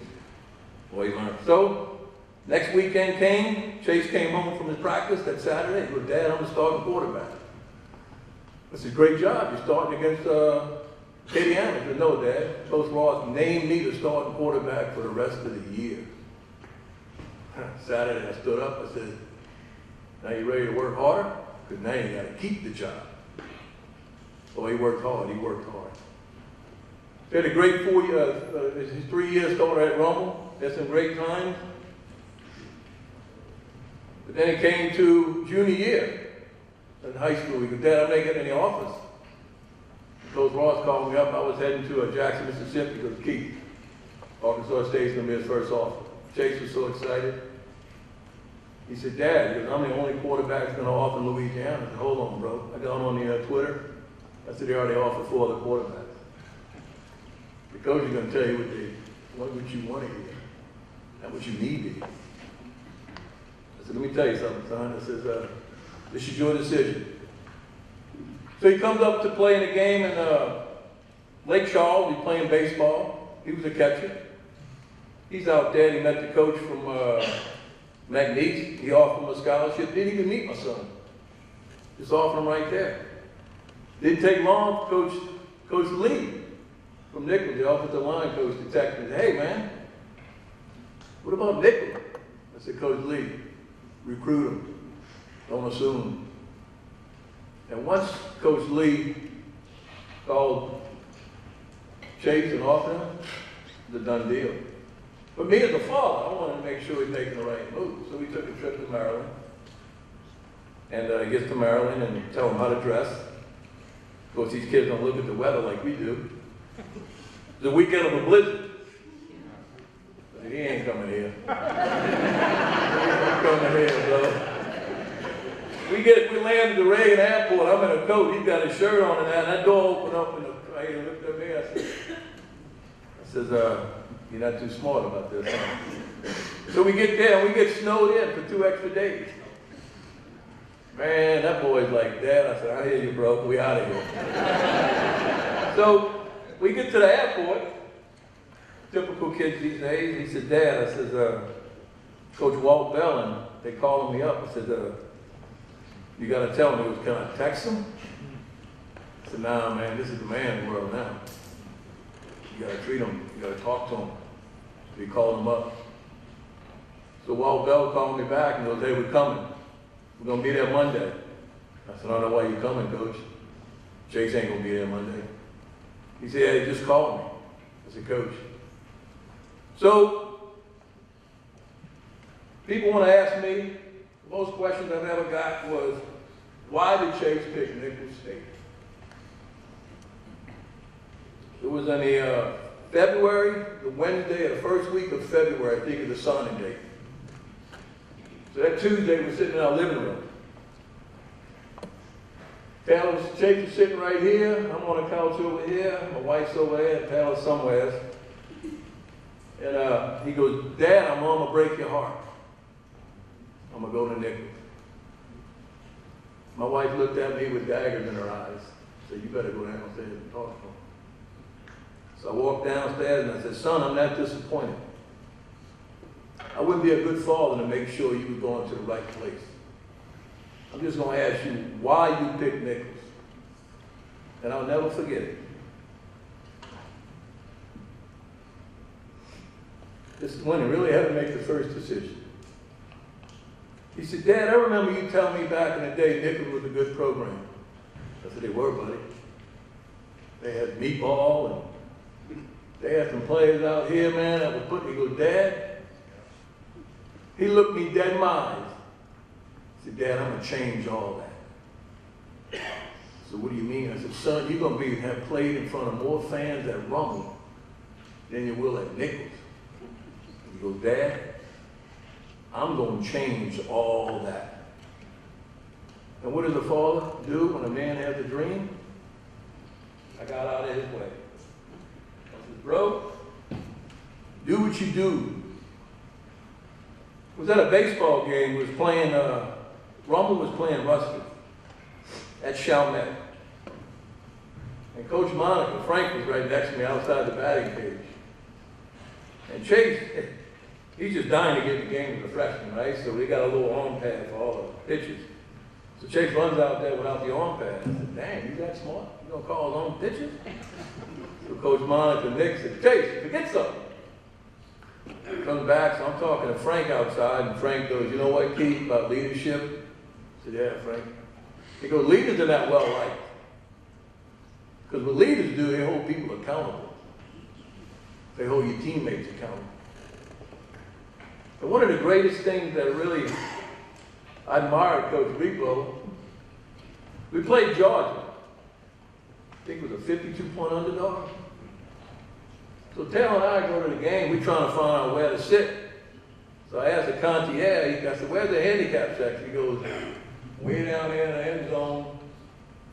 And the sun rises, it's 11:30 game. I look down there, I said, a little bitty old patch of red. And I happen to see my wife there. I'm going, okay, I ain't going down there. So I didn't have no place to go. So I took out the international language that everybody understands. I took out $40 in my pocket. Saw the concierge. I says, can we sit here? He goes, sure. So we happen to sit behind where the big dollar Georgia Bulldogs fans would sit. Taylor and I was watching the game, and I noticed this one kid. You know, George, you know, SEC, they started tailgating on a Tuesday, right? They all hammered. So this one kid down there, when Nicholls took the drive and went down, Georgia took the drive, went down, and the guy turned around and looked at everybody, who's this team? Where they from? 10-7 halftime. That kid stopped drinking. The kid turned around, was all biting his nails, and goes, where's the school from? I said, brother, we're from Nicholls. We could have won that game. But that was a big pivotal learning point for this team. Coach Freebo played a lot of freshmen. A lot of freshmen. So that same year, we go play the University of Central Arkansas. Never sat with my wife at any game. They always think we divorced because I sit with my son in the handicap section. So that game, I happened to sit with my wife at the University of Central Arkansas game, and I realized why I don't sit together. So we're at the game, and we got the ball. Chase just ran long run against the midfield. He turns around, throws a touchdown pass. But the side judge on the opposite field threw a flag about 40 yards downfield for holding, right, Coach? So turnover on downs. So I'm watching Chase. I'm going, okay. So he's freshman. So he gets off, he's walking off the field. And I'm saying to myself, do not. He starts jawing with the referee. So he starts walking off the field. And I'm saying to myself, I told my wife, I said, Jill, I said, he's going back. He turned around and walked back. And that referee dug in his pants to his socks and threw the flag to the stratosphere. And before it hit the ground, he said, unsportsmanlike number 9. I'm like, oh my goodness. So Chase is walking off the field, and I'm thinking to myself, Coach Rebo is going to rim him. Coach Rebo walked past him and went straight to the official. I'm like, all right, this is good. This is good. So after the game, and my mom, she made every game, watched my brother and I, tried to made every game to my Chase place. So my mom had $20 in her hand. So after every game, my mom went to sneak $20 to hand her grandson. Like, I said, Mom, trust me, the NCAA is not coming over here to Thibodeau to investigate you.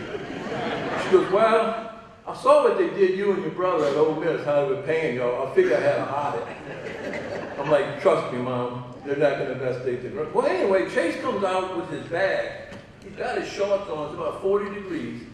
He's got his shorts on, his steam coming on. He's throwing his bag in the back of the truck. He's coming around by us, and he starts, F this, M that. I'm like, whoa, what's going on here? So my mom leans over and she goes, boy, he's pretty excited. My mom looked at me and she goes, I have no idea where he gets that from. I said, buddy, what are you mad at? He goes, Dad, when I came to Nicholls, I told these seniors I was going to give them a winning record. I promised these seniors they were going to do something. Because those seniors before Chase had never experienced what winning was like. They wound up winning, I think, 5-4 in conference, 5-6 overall. That right there as a freshman made me look at my son differently. Because like Coach Monica told me, leaderships are people that, leaders are somebody that's not well liked. And Chase became a leader that day. He became what people can rely on Chase. But then there was the other side of the ball. See, Chase didn't come here alone. He just wasn't Chase.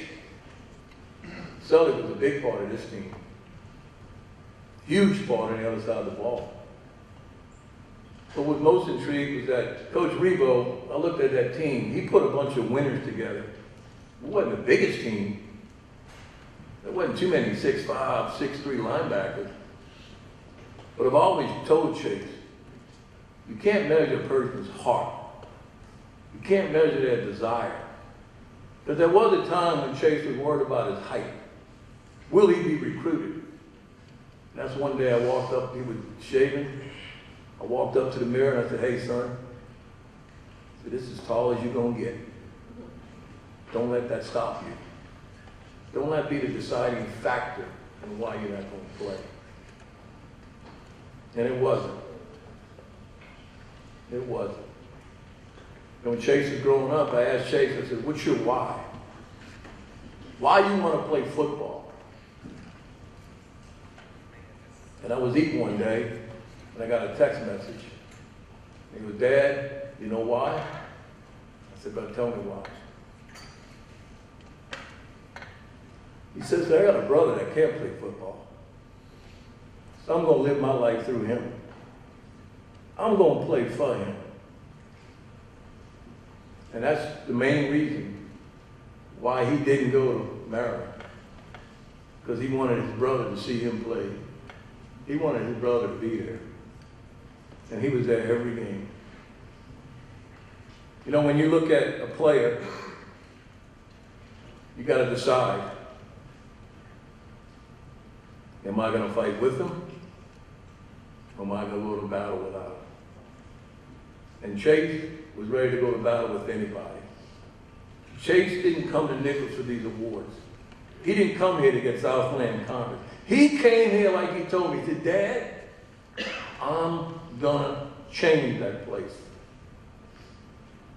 That was a big decision for him to make at Nicholls. Hey, I'm so proud of him. When he called me and told me this, I said, son, I'm not worried about your awards. It's with the intangible things you did. It's the stuff that people don't recognize. Jill and I, my wife and I, was home one day. We happened to look through Twitter and we found a message. And the message read was that, here I am at the Nicholls State game watching Chase Forkade drink something out of the water bottle. He took a piece of trash and threw it, and he missed the garbage can. Before he went back on the field, he turned around, went and picked up that trash and put it in the garbage can. The person that wrote that on Twitter was the senator from Louisiana, I forget his name. That made me feel so good because there's a story with the Baltimore Ravens. They had a really good, talented team, but they wasn't winning. So Ed Reese got up there and told the team, he said, we need to do the little things to be successful. And those little things were picking up trash, cleaning your locker room. Don't expect adults to come in here and pick up after you. Those are the little things. Because I always had a saying with my boy, the little things take care of the big things. Now I really believe Chase was meant to be here. It was just it. Because what Chase had done was phenomenal. But he wouldn't have done it with the people he had. He had some great players here that he played with. I remember one time I was at the driveway and they were getting ready to go throw. So I came out the house and Dijon said, what's going on? He goes, man. He goes, I found out about Chase. What are you talking about? He goes, don't miss a workout. Don't tell him you're going to be here and don't show up. Because you're going to be in his doghouse. That's what leaders are about. Leaders hold people accountable. Leaders have empathy. Leaders understand what it takes to get done. Leaders make other players better. And the Nicholls State team that Chase was on had so many leaders. That's why we became the team they were. I know Chase would give anything to be here. I found out today that Chase talked to the team last night. Here's a guy getting ready to go coach a game today. And he has time to talk to Nicholls. You won't find a former player that bleeds this school right here. He would give anything to be here right now. And we got in a knockdown, drag-out argument about it too. He wanted to be here. I said, son, that'd be a career-ending move. The dad, this is Nicholls. I said, I understand, son. I said, people love you here. They understand. So I want to thank y'all for allowing me to come out here and speak on behalf of Chase. Chase is just a small part of this team. There's so many components that go into a successful team. Me as a father, I couldn't be no more proud of my son. No more. Now he's starting the second stage of his life. He asked me what he wanted to do. I said, you know what, son? He was playing at TPC one day. I said, you could be the next Joe Brady. You could be the next great offensive coordinator. I said, but you got to really decide what you want to do. He was coaching high school for 3 years. I made that decision for him. I said, you didn't go to Nicholls for 3 years to hold a clipboard in high school. You're too talented to be there, so he got a job. Would he love to be here? Hell yeah. I said, son, it's his business now. This is the way the world is. So he's out there today. He starts at 1 o'clock. It was so great to hear Coach tell me that Chase talked to the team last night. Hopefully he can steer the ship, because I know Chase's business with he had here is not done.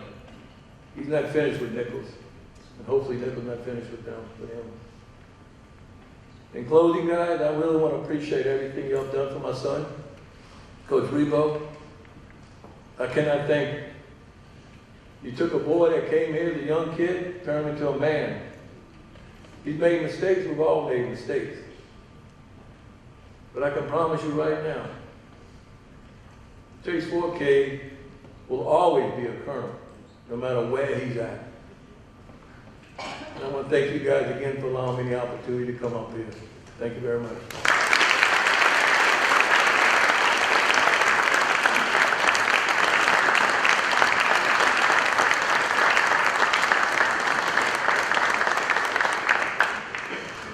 Keith is correct. I was talking to Chase the last few weeks. I told JT about 2 weeks ago, I'm a little worried Chase might drive like ridiculously too fast to try and just make this work. But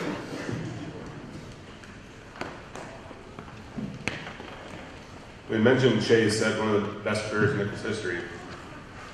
Starring on the opposite side of the field, Sully Lesh, his teammate from 2016 to 2019, dominated the defensive side. Nicholls has had its fair share of superstars on defense. Gary Barbaro, Ladarius Webb, to name a few. Sully's career may have topped them all, as there aren't many players that can say they were all conference for all 4 years of their career. Sully can, including 2 first-team all-conference honors. Sully was also a 4-time All-Louisiana honoree, while winning back-to-back conference championships and making 3 consecutive NCAA playoff appearances. The 2019 Southland Championship was won when Sully stripped the Southeastern quarterback of the ball inside the 1-yard line, when less than 1 minute to play in the final game of the season. Sully's career was highlighted his senior year, where he finished 3rd in the Buck Buchanan Award, which is given yearly to the best defensive player in the country. In that season, Sully is one of very few defensive players ever to be named Southland Player of the Year. To make that season even more impressive, Sully didn't play the first 2 games and was limited in 2 more due to back injury. Being named to 1 All-American team is impressive. Sully was named to 11 and finished his career 2nd all-time in Southland history with 37.5 sacks and 62 tackles for loss. Ladies and gentlemen, please help us in welcoming Sully Lesh to the Nicholls All-American.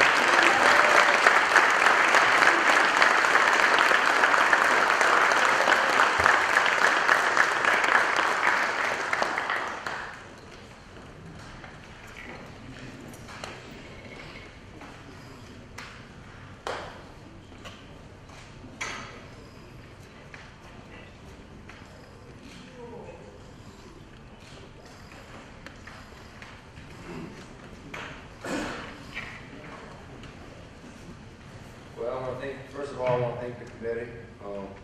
It really means a lot to me and my family, and God as well. So, I've had many wins and losses in my life, but I feel like today is a bigger victory of them all, because it doesn't honor the journey, it honors the outcome. As I stand here today, I can see many faces of those who walked the road with me, and others who are not able to be here today. To begin, I would like to thank my 2 brothers that had a huge impact on my early athletic career. Tyler and Blake were the first 2 I looked up to. Whether we were hitting baseballs in the yard, playing tackle football, or dragging deers throughout the Louisiana swamp. I tried to be just like them and better. They helped me transfer the love of the game from Bama football to high school and then college. As the transition from Bama to high school football, I thought the game was about strength and speed. But it was, oh, I'm sorry. Let's see. During my recruiting process, there is one person who continuously was persistent and believed in me and knew I could do the job. Coach Lee Roussel. It didn't matter what time of the day it was, he was always contacting me through social media. That's right when social media came out. He's like, hey, when are you going to commit to us, you know? So it was around 10:30 that night. I called the coaches and I did a verbal commit, and thank Coach Lee and the Nicholls Athletics for taking a chance on the other side of the River Parish guy. And in my high school career in the Superdome, winning the state championship ring was probably one of the best moments of my life until I stepped in between the hedges in Athens, Georgia. Because at this moment I knew coming to Thibodeau was the right decision for me. It was at this moment the strongest bond began between my teammates and coaches. It was at this moment I knew I was going to be a part of Coach Rebo's special championship era. There are many people who shared this journey with me. Thanks to my family and friends for being there at all the games. Thank you for my traveling crew, my Uncle Bobby, my Aunt Nancy, Papa, Momo, and Miss Gaynell and Stowe. But most of all, there's 3 people that sitting here in these stands today. My wife, my mom, and dad. I'm still wondering to this day how you guys juggle a full-time job and never missed one of my football games. This honor of being inducted into the Hall of Fame is not the finish line. It's a reminder that hard work, determination, and heart matters long after the game is over. With that being said, I just want to thank you guys again.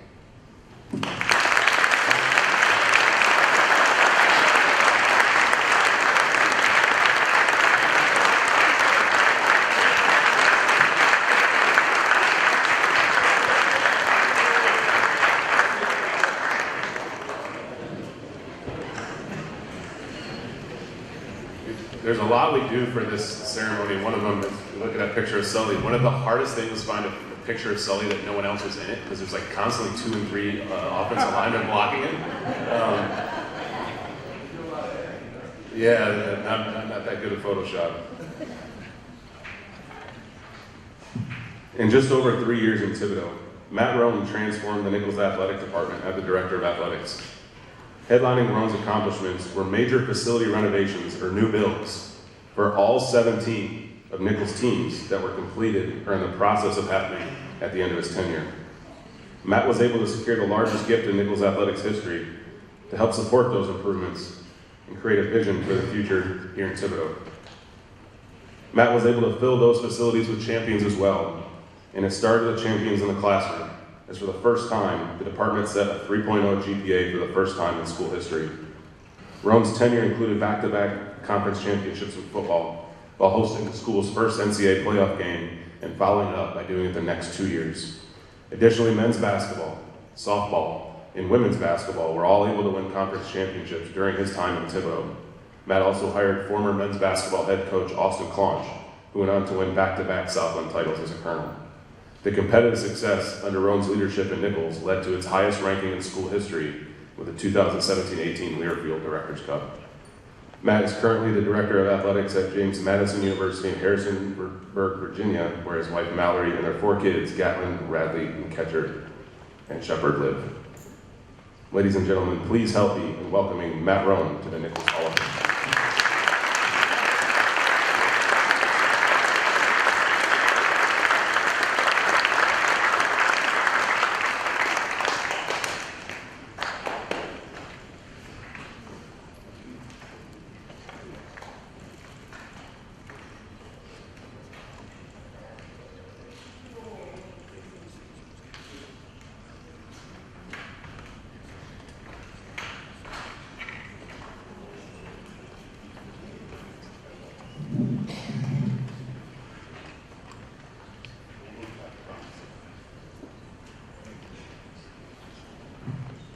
Good morning is now good afternoon. So I appreciate you sticking around for usually the best is last. It's the worst today. So I do appreciate that. I was going to joke that Andrew left out all the good parts, but all kidding aside, he read it just like I wrote it. So very well done there. Again, I appreciate everybody for being here this morning, this afternoon, for what is a special occasion for me, for my wife Mallory, and what I trust is a special day for an incredible class of individuals. I know I'm the last thing standing between you and tailgating, so I'll do my very best to be brief, but I want to make sure that I say the things that are on my heart. Who am I kidding? Henry and Jude called me yesterday and said Jude was making a big pastelaya jambalaya, and so I'm as eager as anybody to get out and tailgate. You know, we have a text exchange, the 3 of us, Dr. Clune, JT, and I, and when good things happen here, Dr. Clune always says, that didn't happen on Roan's watch. Well, on my watch, the weather forecast never had 3 to 5 inches of rain as well, so you're welcome for that. But going into the Hall of Fame as an AD, you know, I immediately state that I want to recognize and I appreciate that I'm standing here, really not for anything that I did, it's because of so many different people, right? That list should always start with the outstanding student athletes that we've always had here, just like Stephanie, James, Callie, Chase, Sully, all of whom, except for James, I was fortunate to get to support during my tenure. Sully, I don't know that I've ever been happier in my life than when you came out of that pile with that ball, and that includes the day I was married and the birth of my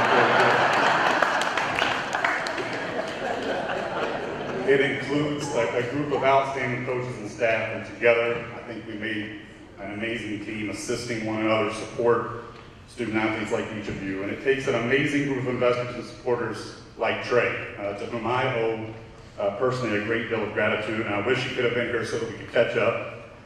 I guess Kiefer will have to do.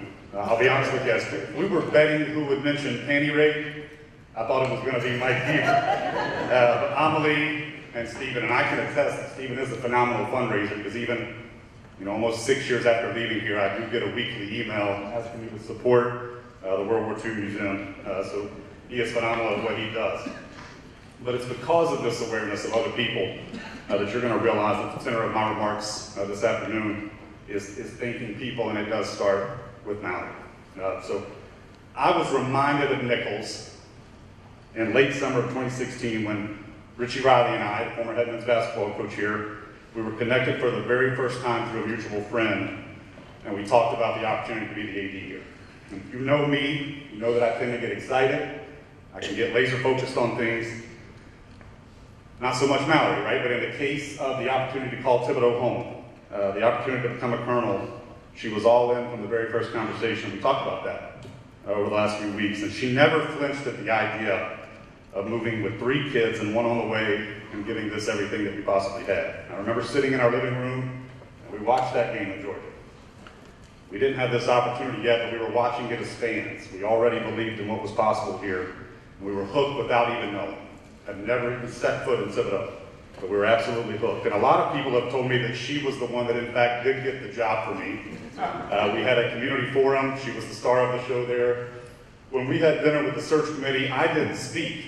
She took care of all of that for me, and if you ever heard her laugh, there were a lot of laughs there as well. But from our very first day in Thibodeau, and really even before, she was never anything but supportive, and I think that she still looks pretty good in red and gray and black. But now my name and photo are on that plaque, but there's no doubt that your fingerprints are all over it.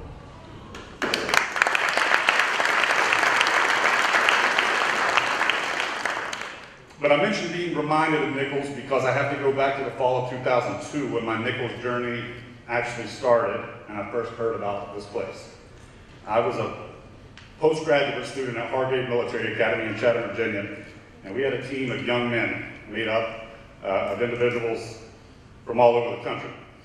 Right, one of my teammates, a good buddy, who lived in military barracks, he lived in the room next to me. He was from right here in Thibodeau. His name was Charlie Minton, and so when I started pursuing this opportunity and looking into it, I tried to look Charlie up, and I was really saddened to read that he had passed away in 2010. And I can remember Charlie, we would sit in the barracks again. This is before cell phones. You had a calling card. You had about 2 minutes to make a phone call home. So we would sit and recollect and talk with one another, but I remember him talking incredibly fondly about his hometown. Right? I remember him telling me about his friends, his family, how important those things were to him. And I can remember him telling me how he wanted to go back home to play at Nicholls. He ended up actually signing at Louisiana College, which is Lindsay's alma mater, and I appreciate you for being here today. And I can evenly remember sitting with him in study hall when we were supposed to be studying, right? We're looking up pictures. And that was the first time my eyes had ever seen a picture of Guidry Stadium. And it actually happened to be with the Manning Passing Academy and fireworks and things are going off. But although he's no longer here with us, I do want to thank Charlie for introducing me to his hometown, this special place. And I want to thank his parents, Chuck and Maxine, who I know aren't here today, but for being so supportive of our family. They're an amazing, strong couple. President Murphy, thank you for making the effort to be here today all the way from Sarasota. But most importantly, thank you for the opportunity that you provided me. The saying goes that if you can't play, you coach. And if you can't coach, you become an administrator. I instead like to say that when you were so athletic and versatile that coaching one sport would never satisfy you, that you become an AD so that you can work with them all. You gave me that opportunity. And for that, for the very first time, I still get to do almost 10 years later what I love to do. I'm appreciative of the counsel and direction that you gave me as a first-time AD and during our first year together.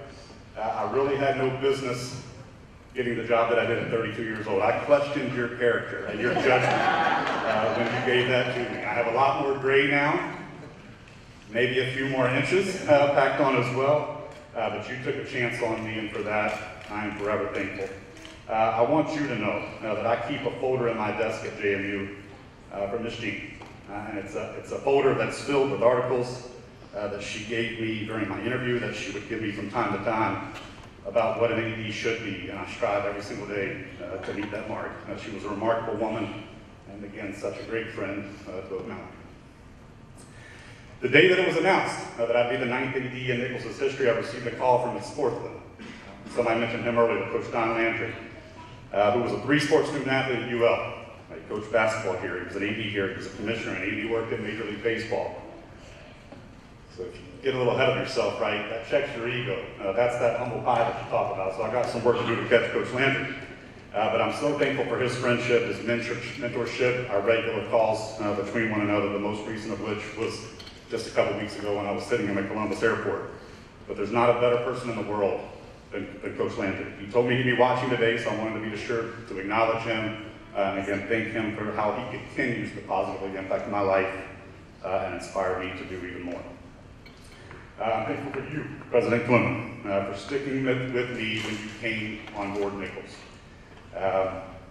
You may have just not known anyone else to name the AD. I'm not sure, but there's obviously a lot of anxieties anytime you go through that type of transition. And I'll never forget the relief that I felt, Lindsay felt, our entire team felt, when you complimented athletics during your on-campus interview. That gave our staff and me just so much confidence. And I appreciate you lecturing through the years and trying to instill into me those cowboy values that you and I always talk about. It's an inside joke between the two of us.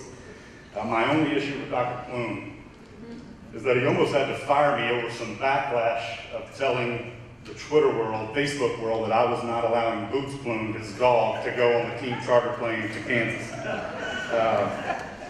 It was touch and go for a minute. But it is truly great to see everything that you've accomplished here in the 6 years since I served under your leadership. There are renovated and new facilities everywhere, and there's a saying that you can tell a campus's trajectory by the number of construction projects happening, right? By the number of cranes on some of these bigger buildings that you actually see. I love seeing this place succeed under your leadership together with Allison. You both are first-class people. You have a beautiful family on everything. So thankful that everything's working out well there. But from even before my first official day on the ground here in Thibodaux, there's so many friendships that have endured, and I've been blessed to have the partnership and support of so many of you in this room and others that aren't. Again, I mentioned Trey. Tommy Meyer was a spark that helped us do a lot of different things. And I told Mallory that I was resistant, maybe other than those two, to stating names, only because I was sure that I would forget someone who's really important to us. But please know how much I appreciate every single person who gave whatever you could, whenever you could, and you even bought a ticket to help make Colonel Athletics what it has become today. Every time we needed or we wanted something, and we asked you to help us realize it, you said yes, which is something that's incredibly rare and pretty amazing. But there is one other person that I do have to mention by name. This is tough. Mr. Nils Swanner, whose personality was larger than life, whose generosity to me, to our softball program specifically, was even greater, and who I wish so badly he could be here so that he could ask me what the hell I did to deserve something like this. I can hear him saying it. Because I know he would have asked that question, obviously, thank you to the committee for agreeing, but I suppose I'm here because a committee believed I emphasize that, accomplished enough from the day we arrived until the day that I walked out of Barker for the very first time to deserve such a recognition. Whether that was, again, growing infrastructure and resources, including those facilities, competitive successes, the academic achievement that Andrew mentioned, community service and impact, or something more. I emphasize that again, because I didn't accomplish anything on my own, and I'm well aware of that. It took a team, and we had a great one. Instead, what I saw my role as, and what I worked hard to do every single day, was to have each of you, again, people in this room, inside the department, in this community, believe that great things were possible here, to try and create positive momentum and really rally everyone to hopefully having them pull the rope in the same direction. Right? I always say winning is hard even when that happens. It's impossible when there's tension, right? When people are pulling against one another. And we did enhance the spaces where student athletes are developing to compete. We did put on, I think, great shows for this community to enjoy. We had great student athletes and coaches win several championships, but this institution and this community started to show and started to value athletics and recognize its value, I think, maybe more than it ever had before. And never was that more apparent than when so many volunteers stepped up to help us host that first home football playoff game in November of 2017. And most importantly, I want you to know that we tried to go about accomplishing all of this in a way that would make each and every person who loves Nicholls proud. Again, I think we did that above all else. So I know there was a show of hands earlier. Student athletes, I know we have several baseball student athletes. Anybody else? All right, then I'm just going to speak to baseball and one other, right? So that's good. But for the student athletes who are here, I love that you are here, right? Because the one thing that I want to say is I want to encourage every single one of you to embrace this place, right? This is an era of incredible mobility. And I want you to listen to the words of the people who have spoken, the now Hall of Fame student athletes. And I want you to hear what this place means to them, right? I want you to have a school that you can come back to just like they do. The support you have on this campus and in this community is uncommon. You're surrounded by people who protect and look out for you, who invest in you, and who will show you grace when you make a mistake, just as they did a first-time AD who may or may not have dropped an F-bomb in a huddle of chalk talk one time before a championship football game. Tell HR. But I'm going to point to two critical decisions that I made that I think are arguably the best ones, and they involve people here today. One sitting in the audience, and one sitting behind me on the stage. I'm not here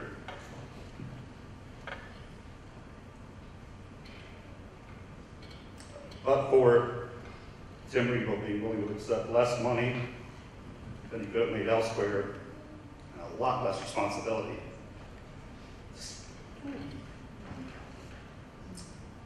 To stay here and become an ambassador for this place. More than just football. Right, gaining your trust inspired so many others. And somehow I did that. And again, so much of any success for me then, now, starts with you. So I thank you for that. I cry more over Tim Rebo than I did my wife. How about that?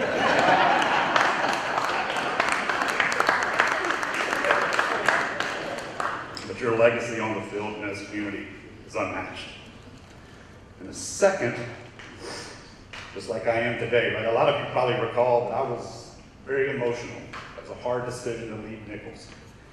And I called as many of you as I possibly could to let you know how I felt. And I was telling Terry Bro, I saw Terry actually before I saw Dr. Kuhn that day. It was tough, right? It was a lot of tears. But I remember making my way to the end of that hallway and sitting in Dr. Kuhn's office. But he asked for my opinion in that moment about who should replace me, right? And to me, that was the ultimate recognition of what it is that we tried to accomplish. My recommendation was JT, because I knew he would not only validate what we were able to do, but I knew that he would make it even better, and he's done just that.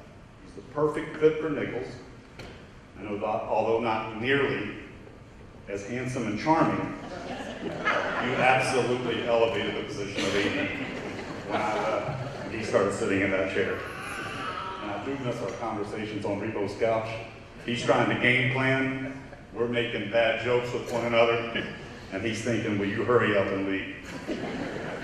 But I just finally want to conclude where I started, and that's talking about Mallory. My third day on the job, we hosted the regular season football finale on a Thursday night. I obviously had never done this before.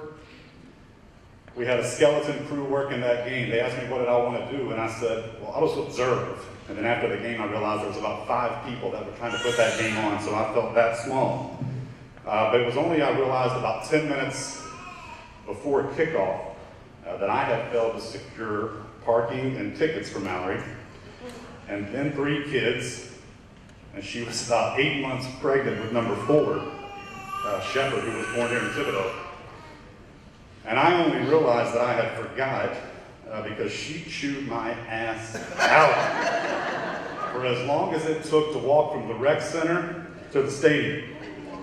And I think back to that night and then being introduced on the field as a family during the game to this afternoon and the opportunity that we're going to have to be recognized in this way this morning again and this afternoon on the field is surreal. And it's special to be in this theater and on that field, on the campus, in the community, but most importantly with so many people that we care about today. In conclusion, I'm so grateful that my AD journey started right here, and I wouldn't trade that journey because it includes Nicholls for anything in the world. I was given some advice that was great advice when I arrived. Somebody that was coming from a native Virginian, right, moving here from Kentucky, and that's that if you love this region, its people, its culture, it will love you right back, right?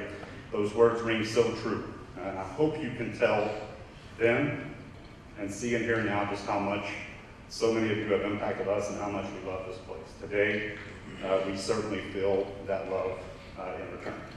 Thank you all so much for the singular honor for something that we all did. I'm a forever fan of Nicholls, and go Colonels. Thank you.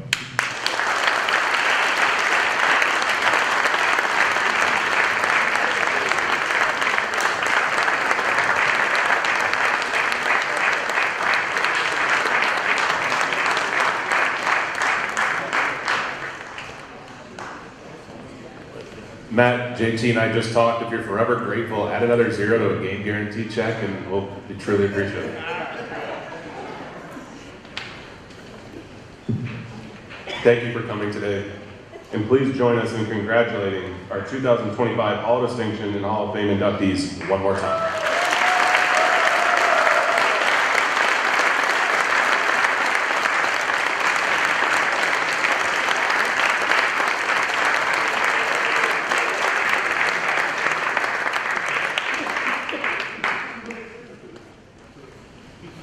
After the conclusion of today's ceremonies, we'd like all the inductees to please come on stage so we can get a picture with everyone.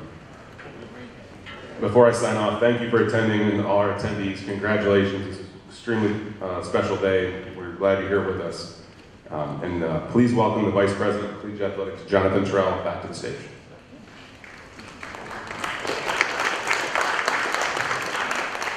What an afternoon. How awesome. Congratulations to each and every one of you.